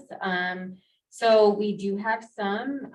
The cases that I was aware of were reported to those tutors last week. To be able to get those students, the quarantine students, to be able to get them started with tutoring. We are having a slow trickle of additional teachers. I did speak to Laura and Cheryl today about the potential of even bringing in a possible substitute position, like, some buildings have a building sub. I'm trying to get someone with multiple certifications or a teacher who is certified in special education has a wide variety of subject area knowledge to be able to support students at home. Because even with like the few cases that you're mentioning thus far this year, it's already become overwhelming for the staff that I have that is willing to do this. So if they haven't contacted you yet, they will be to do makeup hours to bridge the gap for your students. So that's where we are. We're doing the very best we can to be able to make do with what we have, because this will have to happen after school hours. All right. Well, can you guys take, because this sounds like, it's a specific for kids, a specific family issue. Can you guys take that offline and just? Yeah, so find out I actually do, I know who her children are, so I will make sure that we're in contact tomorrow. Thank you. Yeah, sure. Because I did put a call into the superintendent's office Friday morning. And I've yet to hear anything from them. I did put a call in requesting not only an acknowledging phone call, but perhaps a face-to-face meeting with somebody in the superintendent's office to discuss this about my children. But this is a time-sensitive issue. Because while the school is trying to sort out, the masses of hiccups we've got in the beginning, my kids are sitting home playing Apex, twiddling their thumbs instead of being educated. And, my daughter is high functioning autistic. This is a huge disruption for her social day. And to not have any schoolwork to do in the middle of the day is like punishing me because she's a basket case. You know, so No, I I think need this we'll, addressed. we'll take, I mean, I'm assuming this will, I'm not sure it'll get resolved, but hopefully, at least step one will be taken care of, because, I mean, hopefully, as you've heard tonight, we can't get teachers, we can't get substitutes, we can't get bus drivers, we can't get food service workers. You know, the only place we can find is Board of Ed people, and they're. I'm glad I came to the right place. Yeah, I mean, I will loop back. I did have conversations with the tutors that were appointed tonight, just today even, so I will loop back and make sure that, we'll give you a call once I have a confirmation of who will be reaching out. Caroline, that does lead to an interesting question though. Out of the 13 cases we've had, how many quarantines do we have out of that? I mean, Laura would have to answer Laura, do you that. know how many people we've actually quarantined out of the 13 cases? Laura, you're muted. You're muted. I went through a whole day without being told I'm muted until this moment. We have 13 COVID positives and we have 11 quarantine, and both positives and quarantine are about half of adults, half students. So not all of the 11 quarantine are students. That's even better, because it's not 11, it's half, and then you get 3 of those. There you go. So in essence, half of the quarantine population lives in my house. Yes. I appreciate You it. should have played the lotto. Maybe it would be easier if we just sent them all over there. Now your kids don't have to get on the bus, they don't have to worry about getting the pizza. Seriously, I mean, we've been trying to figure out, how to get tutors. We're not going back to remote because our teachers were just wrecked, trying to teach and put your headphones on and, oh no, you guys stand over there. And I mean, it was brutal. And we can't go back unless we, doubled our teaching or, put 50% more teachers, and we can't even find them anyway. So But hopefully we you can are help. entitled, especially if you're autistic child, by federal law, you're entitled to proper education for them.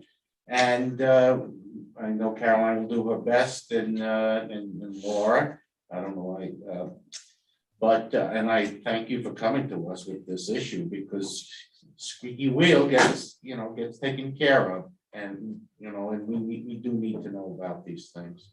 Thank you for your time. I think we learned a lot tonight from all of you, and I have a whole new level of respect for what you all do. Well, thank you for staying for this whole time. And thank you for your beliefs on the, this is still a free country as of tonight, as we know of. So, yes, your choice is your choice. Thank you. Thank you. Have a good night. Take care. Appreciate it.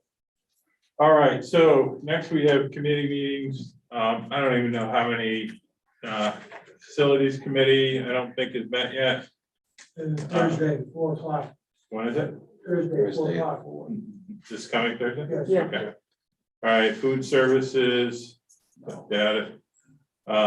Board goals, no, we haven't met. Board policy, no. Cyber security, nope. Basically, I don't think any of our committees have met yet. We had the one safety team training. Sorry. We had the one safety team training Okay, on Monday, but I reported on that earlier. And then our first district-wide safety meeting is October 13th. okay, very good. All right, so Dutchess County School Board, I told you guys, nothing's happening there until Thursday night or Thursday. The enrollment report is there for your entertainment. If anybody has any questions on it. Yeah, I do have a comment. That's not more of a question. When my son was in grade 8,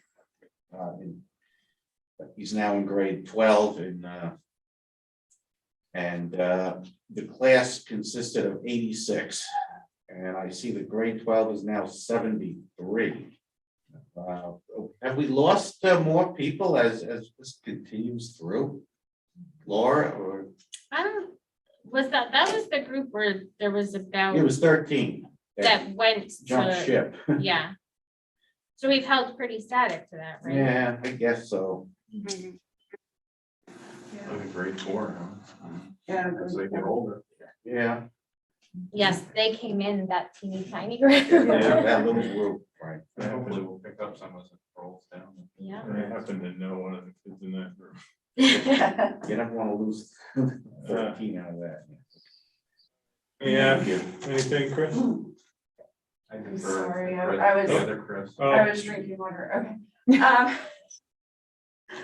Okay, MEF, so, yes, we're so happy to, contribute to, the Rotary, a good amount of money so that we could benefit the students in need of school supplies, so, so we thank the Rotary and also, I believe, Tribute Gardens, there might have been a couple other organizations, so that I'm not aware of, but, we're happy to do that. And then we recently, just this past Thursday, you should have been notified, Laura, but we did approve the Knox's Cannonball Run grant. So this is, I don't know if I'm explaining it right. It's for all of the high school juniors to, it's an interdisciplinary, I have to read this from my phone, so I'm sorry. Just the description. It benefits all the high school juniors. And Knox's Cannonball Run is an interdisciplinary activity for all MHS juniors to virtually travel along the Henry Knox Trail during our Revolutionary War unit, which is September through November in US history class. So obviously combines technology with history, and so MEF is happy to do that. Our annual appeal letters will go out the end of November, so the community can look out for those. And MEF will have a table at parent night at Alden tomorrow, and then also Elm the following week. And we have some leftover supplies from our Taste to Go fundraiser. So for a $5 donation, you can get this fancy wine bottle opener. And for a $10 donation, I should have brought my tote in with me. You can get a great high quality tote, which has a wonderful Velcro closing. So stop by the MEF table, Alden. But no wine? Well, I mean, That's a little bit of a larger donation. I'll bring my wallet. insert your own, it's, you know, great totes, I don't think they're allowed to, you know, have the wine on the school grounds, that would not be right. Okay, so, but thank you. Thanks. All right, PTO? PTO, they're really just starting up, so nothing major. They're updating some of their fundraisers. They're adding some new ones. They are gonna have representation at the parent nights. They definitely need new members. They need one teacher per grade as like the PTO, I guess like liaison or something. Or like one at Alden and one at Elm. But it's all volunteer and all the money goes back to the kids. But from this conversation, there were two things that I wanted to point out when we did our walkthrough, those USA Again bins. I know we talked about this. I just wanted to emphasize that. And if we can, I might even say it again in the middle of the year. If you, because I've seen on Facebook sometimes, where can I donate clothes or certain things? The PTO has the bins. There's one across from Alden and there's one at Elm. And the Millbrook pickup. gets a percentage of money back for that if people donate clothes and things like that. And I was concerned last year because I didn't know where the one was across from Alden, and we did it at the facilities. And as we were standing there, a truck came and took stuff, and I think it was Bryant said it is constantly full. So it's just another, like, I would be happy to plug this like twice a year, you know, as seasons change, so that, because we get a kickback. The other thing that I discovered is that I know when, like, my daughter first went to school, we got a note about PTO. And it said your membership dues or something like that. I did not realize this, and I don't know that a lot of parents do, that it's not just if you're a volunteer at PTO that you pay, I think it's $30 a year, but they ask, and it's completely voluntary, it's not mandatory, each parent, each family to pay $30 every year for their kid. Like if I have 7 kids or I have 1 kid, they're asking the parents to pay $30 for the PTO, not to be a PTO person. And I said, you know what? I don't think I knew that. And she's gonna have either flyers or something set out to parents, because all this money goes back to the kids. So this is just great stuff that they can do for the kids. So we're gonna try to get more awareness out. So I said I would definitely vocalize that at the meeting tonight. And I think we kind of both discovered that parents might not know this. I do remember getting something, but I think with the pandemic, that might have not been mentioned, so. And I want to add one thing about the bins. So any fabric, even if it's stained, you can write. So if you have old clothing that you were just gonna throw away that has holes or rips or stains, you can still put it in there. They recycle those for textile training. Yeah, So, that's a good yeah. point. Cool. Yeah, Okay. That's it? It goes by the pound. Yes. So, I know it goes by the pound because I talked to the guy and can't pick it up. The superintendent's mileage report, which is empty. oh, Lord. We've got future agenda items. You see the ones that are on there. Hopefully we can, if I can not throw my back out again, hopefully we can do some of these walkthroughs. Board expectations. All right, the next piece is to hopefully a short executive session. Do I have a motion? Oh, before I do that, we may come back from executive session to public session and take action. We might not, but we might. Mike, before you go, did you carry proposed discussions for future meetings? I'd like to know what the board's feeling is with all this busing and it's your state, Mike, because you're a just for a second, you're a wealth of knowledge.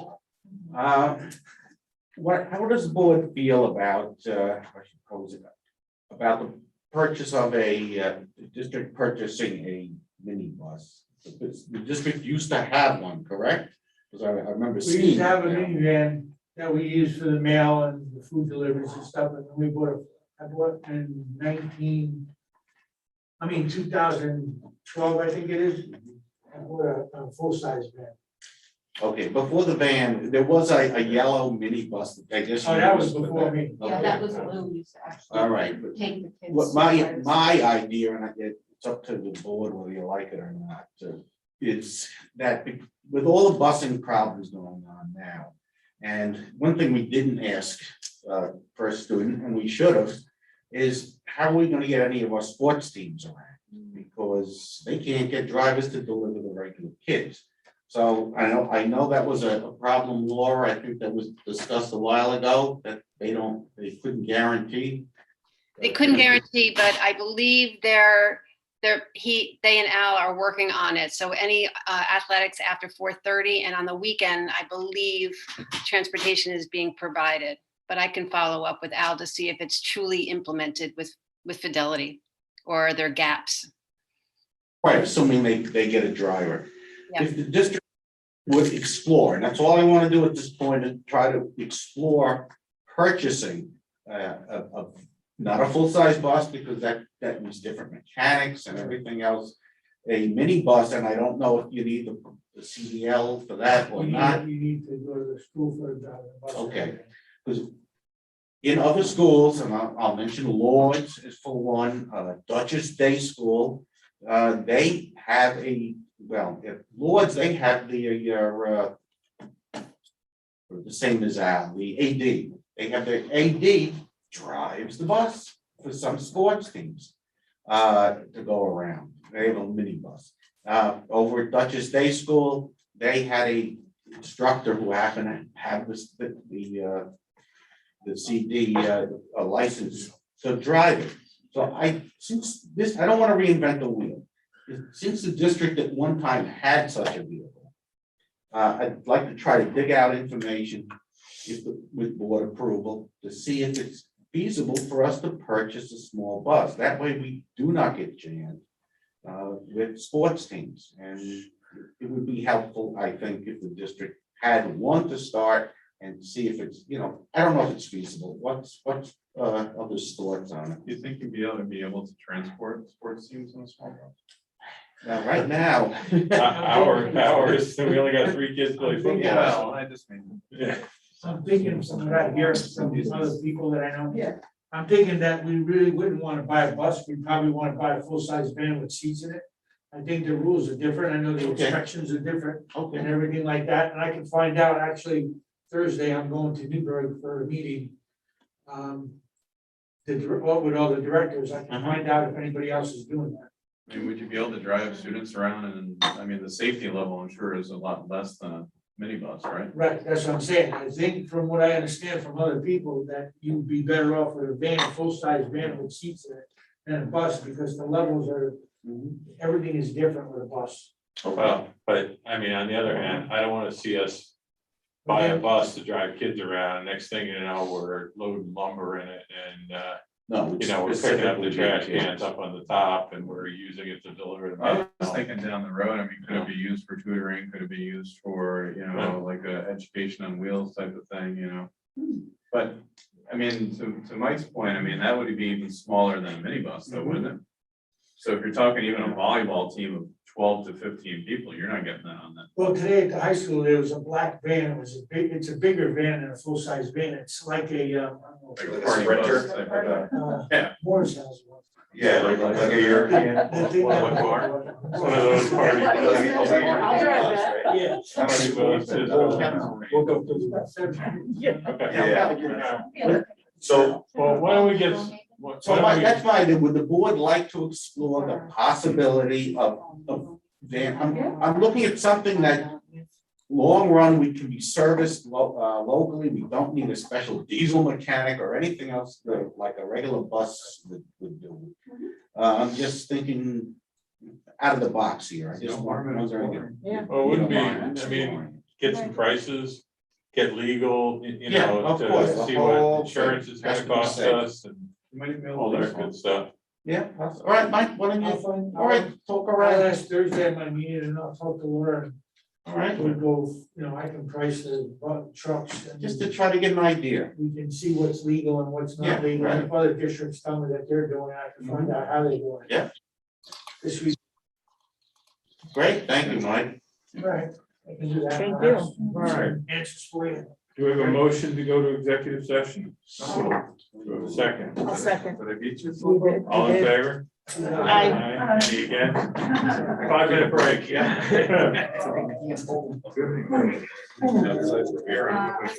All the way down there. Switching class. I never know.